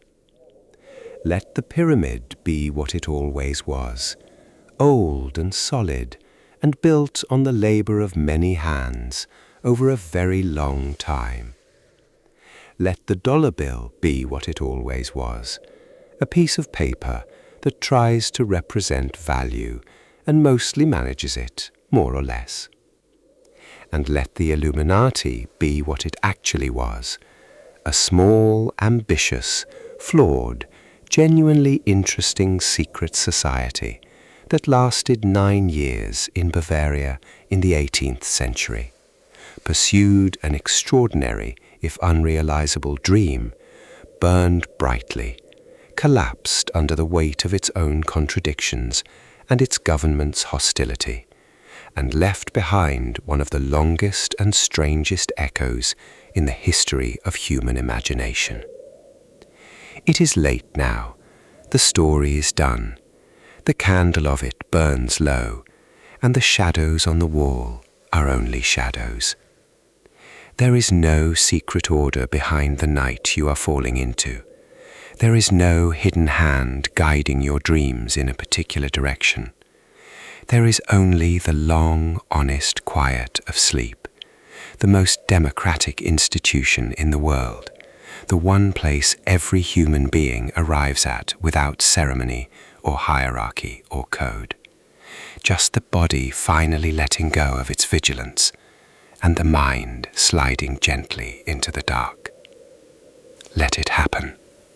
You are very close. The world has no hidden masters. It has only the sum of all our decisions, large and small, open and secret, wise and foolish. It has the careful professor in his cold university office trying to change things. It has the frightened priest in his English exile trying to explain things. It has the novelists who found the whole thing hilarious, and the musicians who inspired the whole thing accidentally, and the ordinary people who lie awake at 3 in the morning, wondering what is really going on. And now it has you, here, at the end of this long and quiet story, somewhere between wakefulness and whatever comes after. Let your breathing slow. Let the weight of the day settle into the bed beneath you. The illuminated ones have all gone to sleep. The secret documents are locked away. The owl of Minerva has folded its wings. There is nothing left to decode tonight. Only the soft dark of rest, coming for you now, gentle and certain, the one thing that has always been exactly what it appears to be. Good night. If this quiet walk through history helped you drift off tonight, it would mean so much if you liked this video, left a comment to tell me where in the world you are listening from, and subscribed to the channel if you haven't already. I am working toward 1,000 subscribers, and every single one of you makes that possible. Thank you for being here. Thank you for choosing this channel for your rest. Sleep well. Imagine being a young law student in Ingolstadt in 1778. You are 20 years old. You are bright and restless and full of ideas that the university, with its Jesuit atmosphere and its carefully controlled curriculum, does not particularly welcome. You have read Voltaire, you have read Rousseau. You believe, with the intensity that only the young can sustain, that the world as it currently exists is unnecessarily cruel and unnecessarily stupid, and that it could be so much better if only the people running it were not so invested in keeping things exactly as they are. One of your professors, a young man himself, not much older than you, brilliant and a little intense, begins to pay particular attention to you in class. He asks you questions that are just slightly outside the official curriculum. He loans you books from his personal library. He invites you to a small gathering of like-minded people, framed as an informal study session. The gathering is in a private room, lit by candles, with a handful of other students who seem, like you, to have been specifically chosen. There is a feeling of seriousness in the room, of something being at stake. The conversation is not just academic. It touches on the nature of freedom, on the illegitimacy of inherited power, on the capacity of human reason to govern human affairs without the crude instruments of fear and superstition.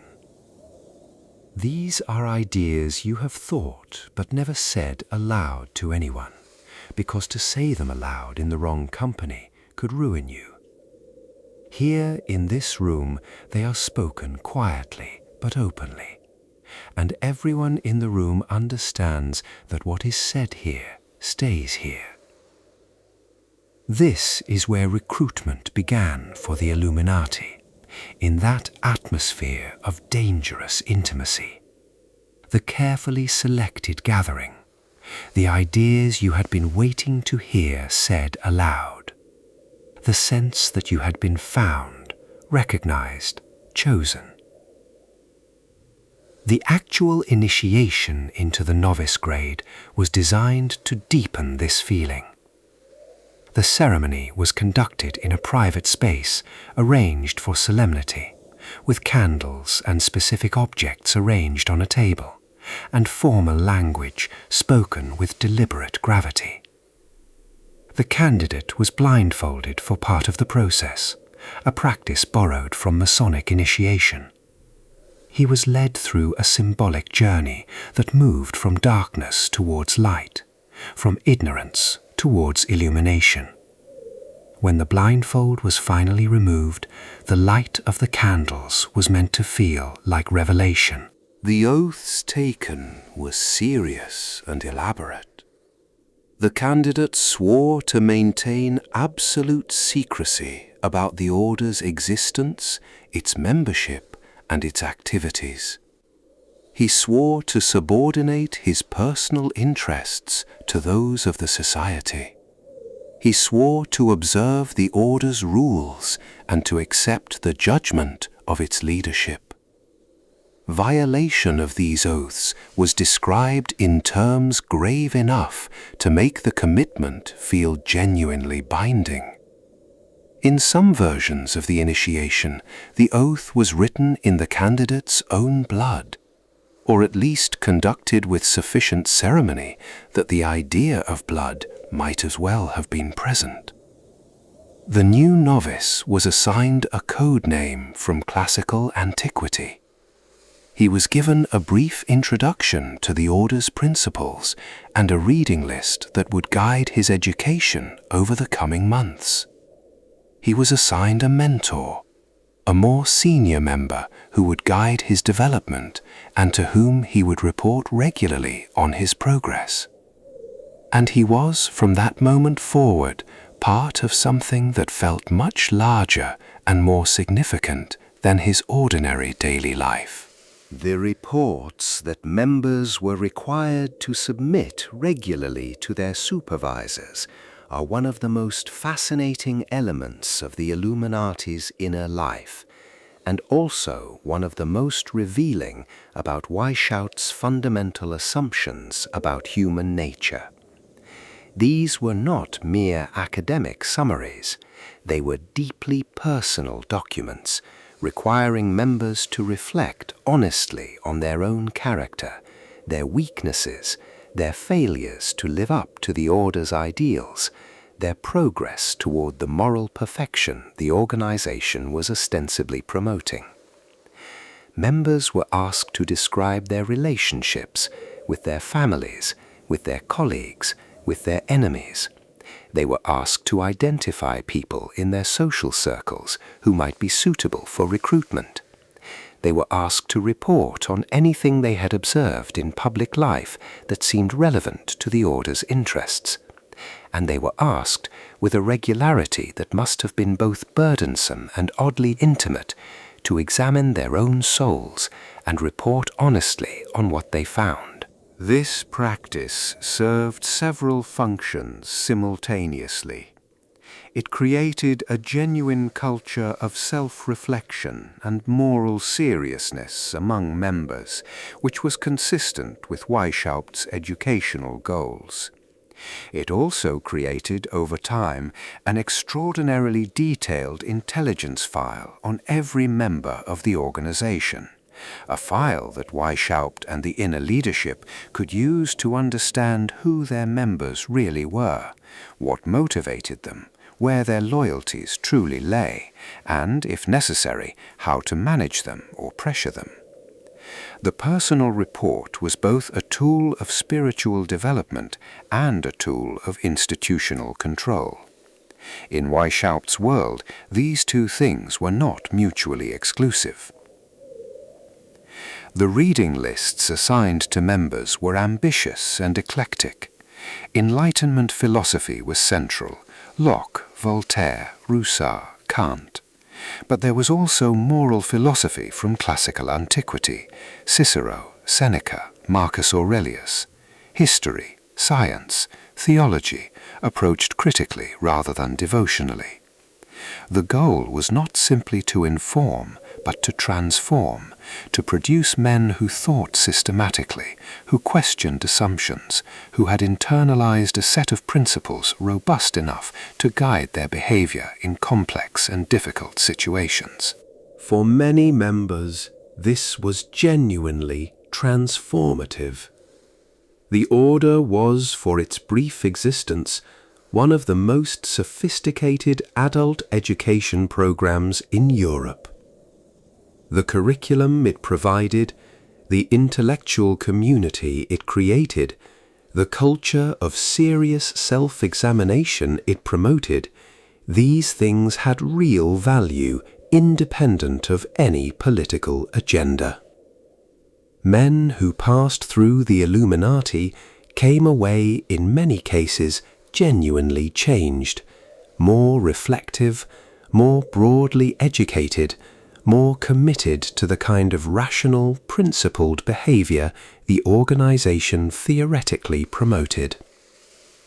The question of what the organization was truly for beneath all this educational infrastructure was carefully managed.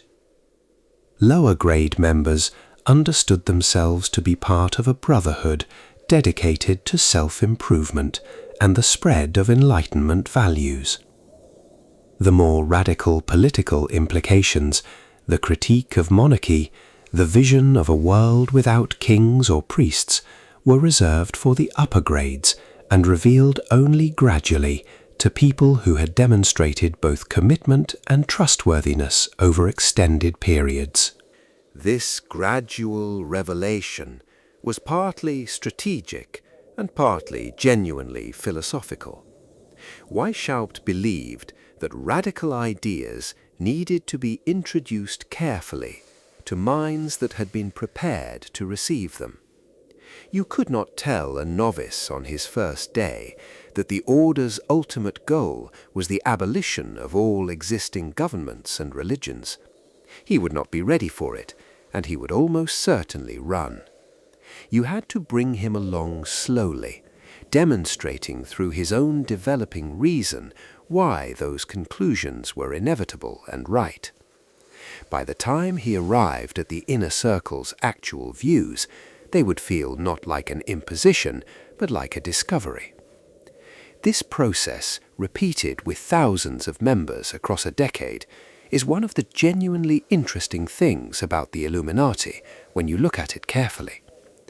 Weishaupt was not just trying to recruit allies, he was trying to educate them, to change how they thought, not just what they did.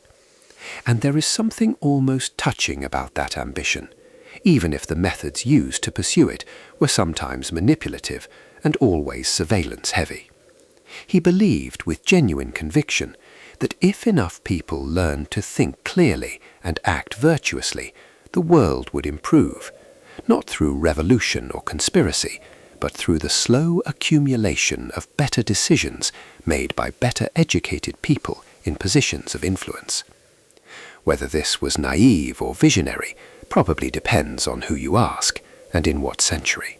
There was a moment in July of 1782 when the Illuminati came close to something like genuine significance in European political life.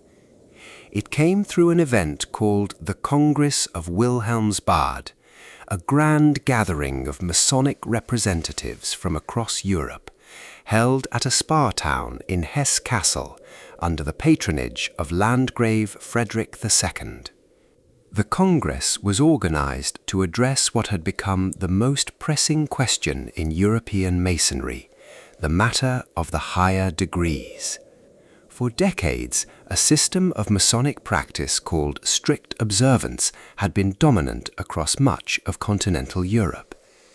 This system claimed, among other things, that Masonry was descended directly from the Knights Templar, the medieval crusading order suppressed by the French crown in 1307, and that its highest initiates received direction from mysterious unknown superiors who communicated in cipher and whose identities were never revealed. The claim was almost certainly false, but it had given strict observance enormous prestige and allowed its leadership to maintain a mystique that regular Masonry, with its more transparent structure, could not match. By 1782, cracks had appeared in strict observance. Several of its most senior figures had quietly admitted that the unknown superiors had never materialized and that the Templar origin story was an invention. Confidence in the system was collapsing, and European Freemasonry was in serious need of a new direction. The Congress of Wilhelmsbad gathered representatives of dozens of Masonic orders to decide what that direction would be.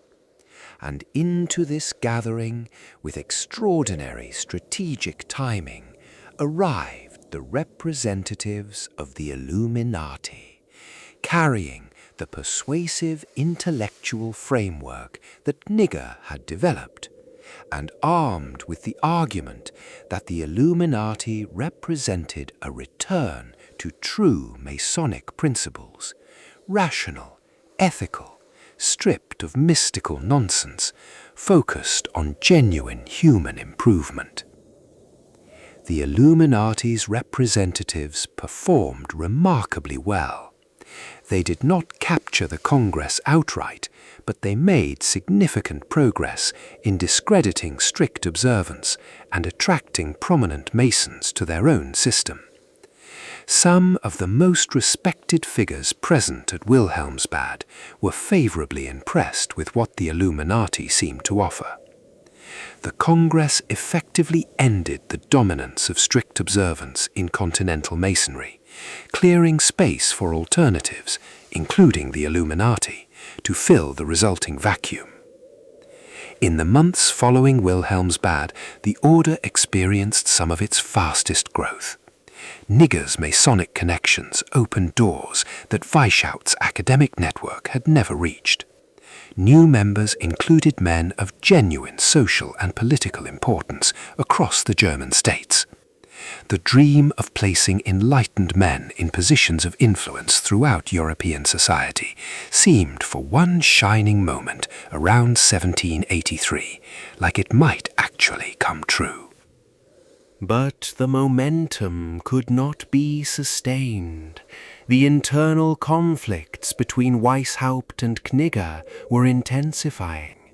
The Bavarian government was growing alarmed, and the elaborate, beautiful, impractical structure that Weishaupt had designed, with its multiple grades, and its cipher systems, and its mutual surveillance, and its gradual revelations, was proving much harder to maintain its scale than it had been when the order had 50 members in Ingolstadt. As the organization grew, the quality control that Weishaupt had counted on became impossible to enforce. Members in distant cities were recruiting people he had never met. The slow, careful vetting process was being short-circuited. The cipher system was known to more people than it should have been. The very success of the Illuminati was helping to destroy it, which is, in its way, one of the most human stories imaginable. In the long view, it is worth spending a moment on the question of what Adam Weishaupt actually got right, because amidst all the grandiosity and the manipulation and the ultimately futile conspiracy building, there were ideas at the core of his project that were not only reasonable, but ahead of their time in ways he could not fully have appreciated. He was right that the institutions of his day were deeply in need of reform. The power of the Catholic Church over education and intellectual life in Bavaria was a genuine constraint on human flourishing. The system of inherited aristocracy that determined who could hold power, regardless of intelligence or virtue or capability, was a genuine injustice. The divine right of kings was a genuinely absurd doctrine that served the people who happened to be born royal and no one else. Weishaupt was not wrong about any of these things. He was also right in principle that the best way to change a society is from within. Violent revolution, as France was about to demonstrate in a particularly lurid fashion, tends to eat itself. It produces terror alongside liberation. It destroys the old institutions without always building new ones capable of sustaining what follows. The quiet, patient reform of society by well-placed, well-educated individuals committed to rational principles is, in theory, a considerably more elegant approach. It has the disadvantage of being extremely slow, but it tends to produce more durable results. He was right that education matters, that the transformation of how people think is more fundamental and more lasting than any political program or legal reform. The Illuminati's elaborate educational curriculum, for all the surveillance machinery it was wrapped in, was genuinely trying to produce better human beings, more reflective, more principled, more capable of governing themselves and their communities wisely. This is not a bad goal. Where he went wrong was in his methods and in his assumptions about his own judgment. He was so certain he was right that he built the order as a vehicle for his own ideas, rather than as a genuine collective inquiry. He trusted no one with the full picture. He used deception and manipulation as routine tools. He designed a system of surveillance and mutual reporting that was, whatever its educational justifications, a violation of the autonomy he claimed to believe in. He created, in pursuit of liberation, an organization that was in significant ways deeply unfree. He also underestimated the power of the institutions he was working against.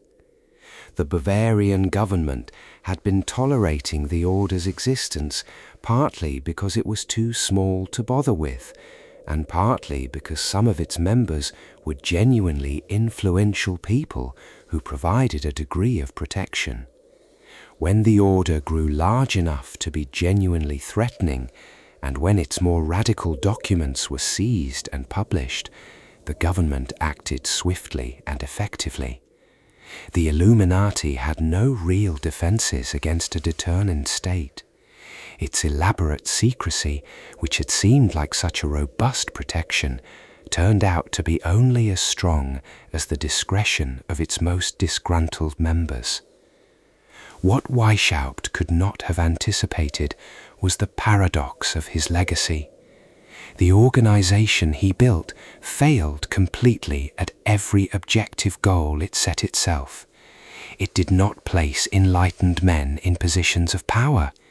It did not reform government or religion. It did not create a more rational Europe. It barely lasted a decade before collapsing into exile and suppression. And yet it achieved in its failure something that all its success could never have produced. It became a permanent fixture of the human imagination, a symbol, a story that once told could not be untold. There is something very enlightenment about this outcome, in a strange way. The Enlightenment was obsessed with the power of ideas, with the notion that a good argument, properly spread, could change the world more fundamentally than any army or government.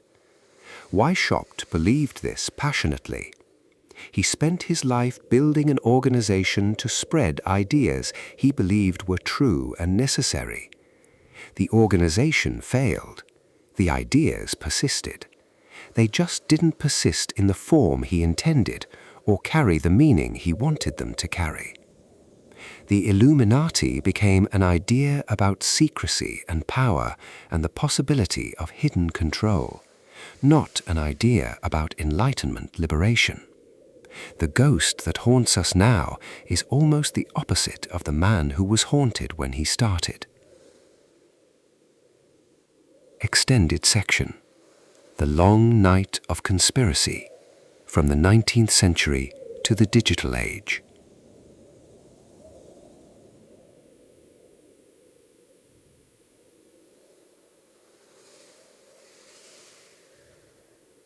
In the early 19th century, the Illuminati conspiracy theory served primarily as a tool of conservative reaction against the French Revolution and its consequences. The idea that the revolution had been engineered from the outside by a secret organization of rationalists and atheists dedicated to the destruction of the existing order was enormously comforting to those who had the most to lose from the spread of revolutionary ideas.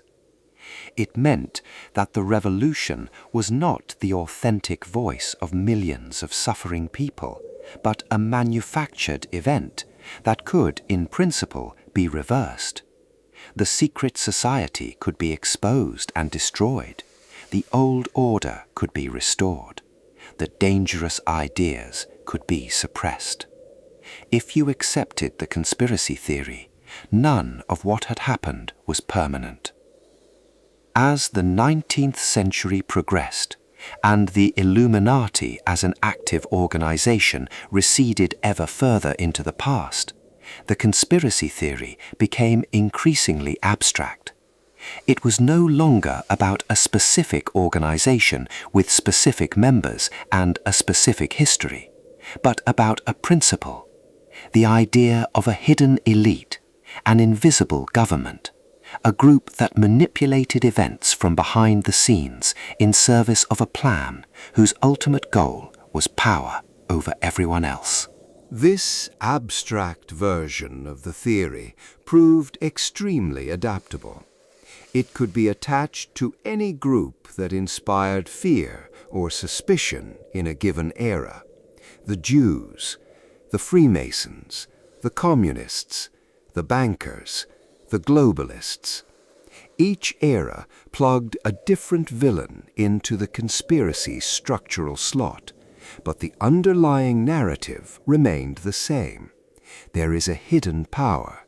It controls things you cannot see, and what you think is happening is not what is really happening.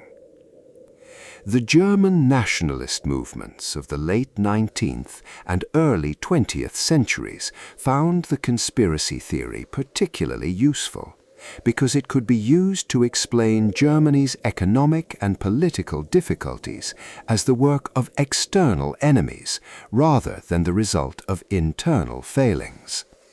The Weimar Republic, to its enemies on the right, was not a genuine democratic experiment, but a front for the same hidden powers, Illuminati, Freemasons, Jews, that had been working against Germany's interests for generations. Adolf Hitler made explicit use of these ideas. So did the political movements that supported him.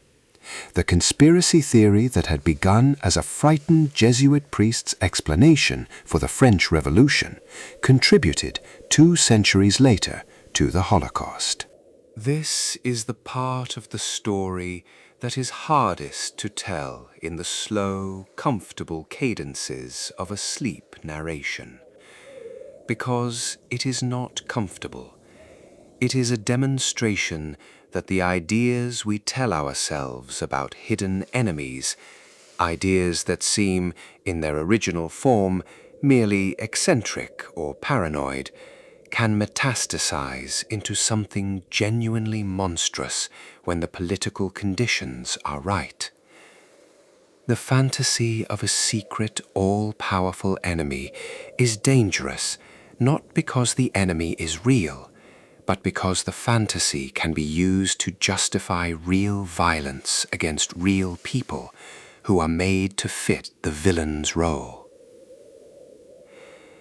The post-World War II period saw the Illuminati conspiracy theory refracted through the new anxieties of the Cold War. The enemy was now communism, a genuinely threatening and genuinely expansionist ideology backed by a nuclear-armed superpower. But the old conspiracy framework adapted smoothly. The Illuminati, or the secret globalist elite, or the hidden communist infiltrators, these were now the unseen hands guiding events toward a world government, a socialist collective, the end of individual freedom. The John Birch Society, founded in 1958, became one of the most prominent organizations promoting this worldview in America, and it drew explicitly on the old Illuminati conspiracy literature as part of its intellectual framework. The 1960s and 1970s were a perfect breeding ground for the conspiracy theory's revival. The Kennedy assassination, which still lacks a fully satisfying official explanation, gave conspiracy thinking a legitimacy it had not had in mainstream American culture. The Vietnam War, Watergate, COINTELPRO, the Church Committee's revelations about CIA operations, all of these demonstrated with documentary evidence that American governments had lied to the public, conducted illegal surveillance, and taken actions that were deeply contrary to democratic principles. The conclusion that reasonable people drew from all of this was not paranoid, but prudent. Powerful institutions do sometimes conspire, do sometimes deceive, and do sometimes operate in ways that their official public positions would never suggest. The problem was that this reasonable prudence was easily recruited into unreasonable conclusions. If the CIA had actually done some of the things that seemed conspiratorial, maybe the Illuminati theories were not so far-fetched after all. The leap from documented government malfeasance to a centuries-old secret society controlling all of world history was a large one, but the emotional logic was seductive. If they lied about Vietnam, why wouldn't they lie about everything? Into this cultural moment walked Robert Anton Wilson and Robert Shea with their satirical masterpiece. Their intention had been to mock conspiratorial thinking, to demonstrate its absurdity by taking it to its logical extreme. The effect was almost exactly the opposite. By making the conspiracy entertaining, by wrapping it in genuinely brilliant writing and a joyful energy, they made it accessible and appealing to a vast audience that might never have engaged with the dry pamphlets and academic papers of earlier conspiracy theorists. They turned the Illuminati into a cultural artifact, a meme before the word existed. And then the internet arrived, and memes became genuinely infectious. The online era has been for the Illuminati conspiracy theory something like what the Amazon River is for biodiversity, a hothouse environment of extraordinary fecundity, where the theory has been able to evolve and branch and cross-pollinate with unprecedented speed. Every celebrity, every political event, every unusual coincidence can now be immediately connected to the theory by millions of people simultaneously, generating new variations and new supposed evidence faster than any fact-checker can respond. The theory has become, on social media platforms, a kind of participatory entertainment, a game in which anyone can contribute a new piece of the puzzle, where the puzzle never has to be completed because its incompleteness is the point. The psychological pull of this is not mysterious. Finding an Illuminati reference in a music video and posting it for others to find and react to is a form of social connection as much as a form of inquiry.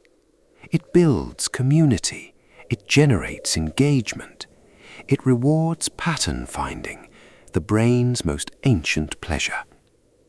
The fact that the pattern is not real does not diminish the pleasure of finding it, especially in an online environment where confirmation is immediately and generously provided by people who have already found the same pattern and are delighted to welcome you into their circle of understanding.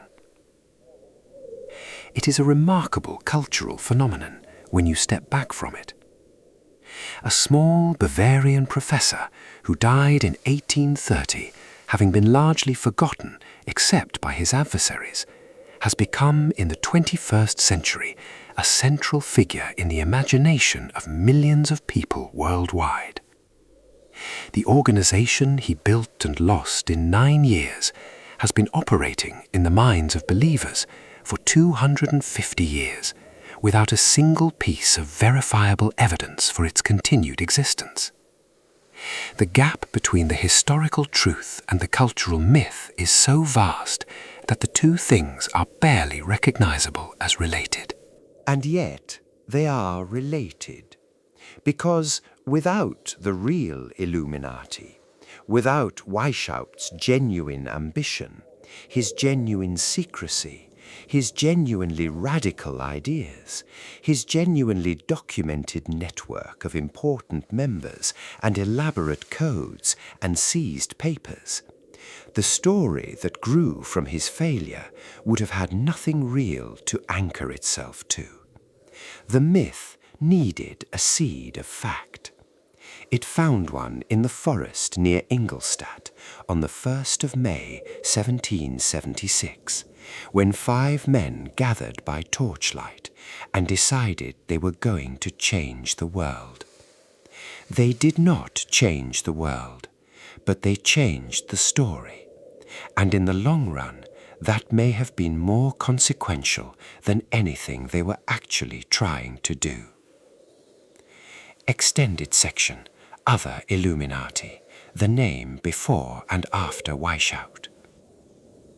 Before we close entirely, there is one more thread worth following into the dark, because it adds a layer of genuine historical texture that most accounts of the Illuminati skip over in their rush to get to the conspiracy theories.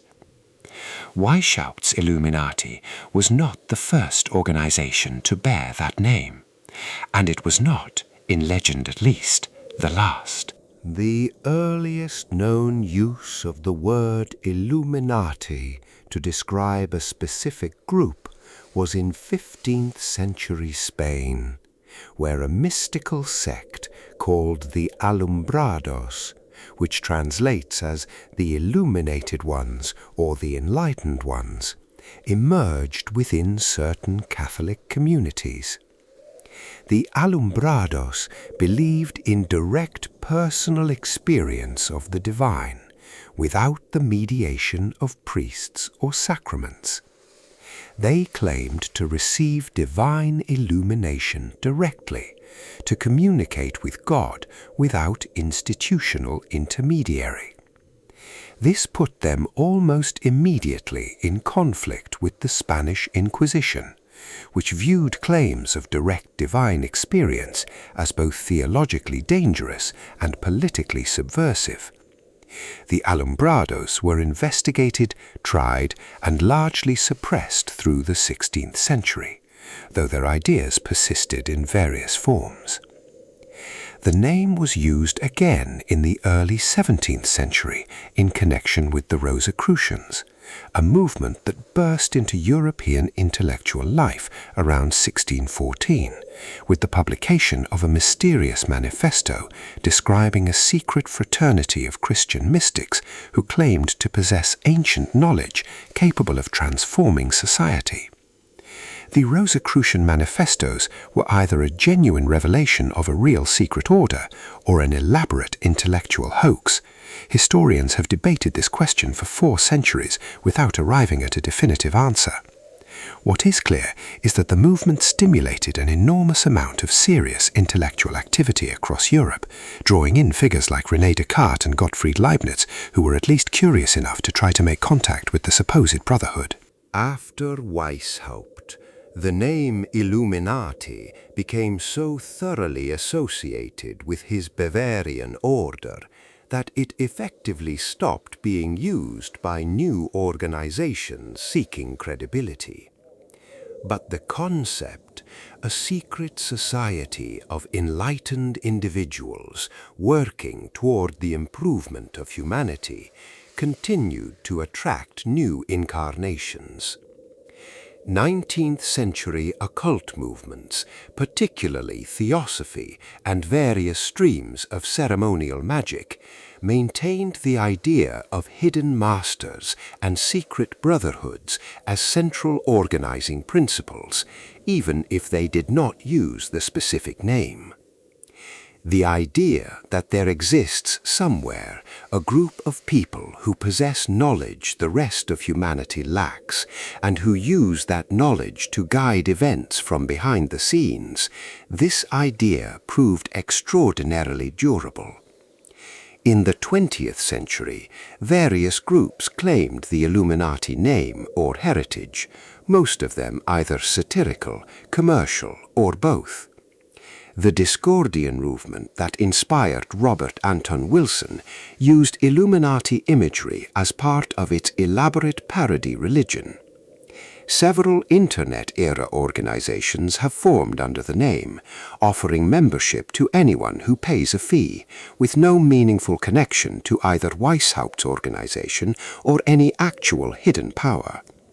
The name has become, in the 21st century, almost entirely detached from any specific organizational reality. It is pure brand at this point, a symbol of mystery and secret knowledge that carries enormous cultural recognition and almost zero specific content. Which brings us back, inevitably, to the beginning. A word, illuminated, lit from within, the dream of a knowledge that transforms rather than merely informs, the hope that somewhere someone understands the hidden structure of things and is working quietly and patiently to make them better. It is not such a bad dream. The execution, historically, has left something to be desired. But the dream itself, the desire for a world governed by reason, for institutions that serve the many rather than the few, for a human future shaped by wisdom rather than violence or accident, this is not the property of any secret society. It belongs to anyone who is willing to do the unglamorous, unhidden work of actually trying to make it real. No code name required. A final meditation on secrets and sleep. There is a particular kind of quietness that comes at the end of a long story. Not the emptiness of silence, but the fullness of it. The sense that something has been said, that words have moved through the air and settled into the mind like sediment settling in still water, finding their places slowly, with no urgency at all.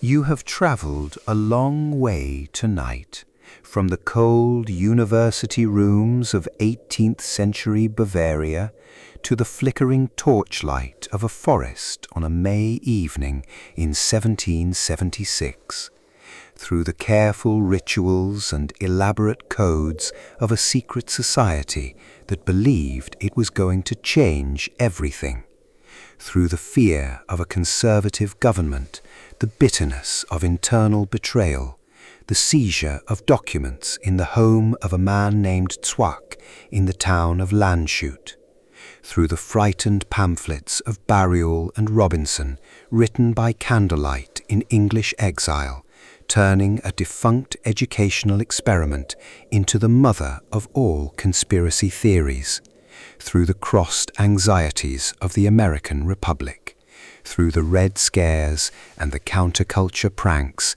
and the satirical novel that turned a joke into a mythology, through the celebrity triangle gestures and the dollar bill debates and the deep human reasons why we want there to be someone, somewhere, who understands what is going on.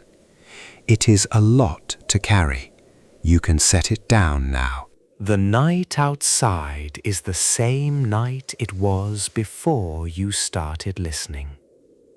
The world is doing what it always does, which is complex, indifferent, beautiful, occasionally terrible things that no single group of people organized them. The money in your wallet is just money. The stars are just stars. The patterns we find in them are ours, which means they are precious and also means they are invented, and that both of these things are true at the same time. Adam Weishaupt, brother Spartacus, went to sleep for the last time in 1830. He was 82 years old. He had lived longer than most people in his era, long enough to see his failed secret society become one of the most famous organizations in history, without ever becoming what he wanted it to be. He had written hundreds of thousands of words in defense of his vision. He had outlived his order, his enemies, and most of his friends. And then, like everyone, he had simply stopped. We do not know what the last thing he thought about was, whether it was his Illuminati, his books, his exile, the forest where he began, whether it was something ordinary, a window, a fire, the sound of a city going about its business, whether it was something that did not need a code to express. Whatever it was, it is gone now. All the secrets he kept have either been revealed or been lost. There is no cipher left to decode. There is only the long, continuous story of human beings trying to understand the world they find themselves in, and trying, in their various ways, to make it a little better before they go. The Illuminati is over. The myth of the Illuminati is eternal, or as close to it as anything in this young species ever gets. And you, tonight, listening in whatever room and in whatever time zone and in whatever particular weariness brought you to this video, you are part of neither. You are just a person at the end of a long day, looking for the particular and irreplaceable mercy of sleep. It is coming. I can feel it coming for you, if you let it. The secrets of the world are not hidden in symbols on currency or in the gestures of box stars. They are hidden in the ordinary moments that do not get recorded anywhere. The way light moves across a floor in the afternoon. The sound of rain on a window at 3 in the morning. The quality of silence just after a long story ends. This is that silence now. Let it in. Let your hands go heavy. Let your eyes do what they have been wanting to do for the last hour. Let the mind stop sorting and evaluating and connecting. Let the night be what it is, vast, quiet, uncoded, and entirely yours. Sleep well wherever you are, and whenever you wake, the world will be exactly as complicated and interesting and unexplained as it was before. That is not a problem. That is the invitation. That is the only mystery that has ever actually mattered. Good night.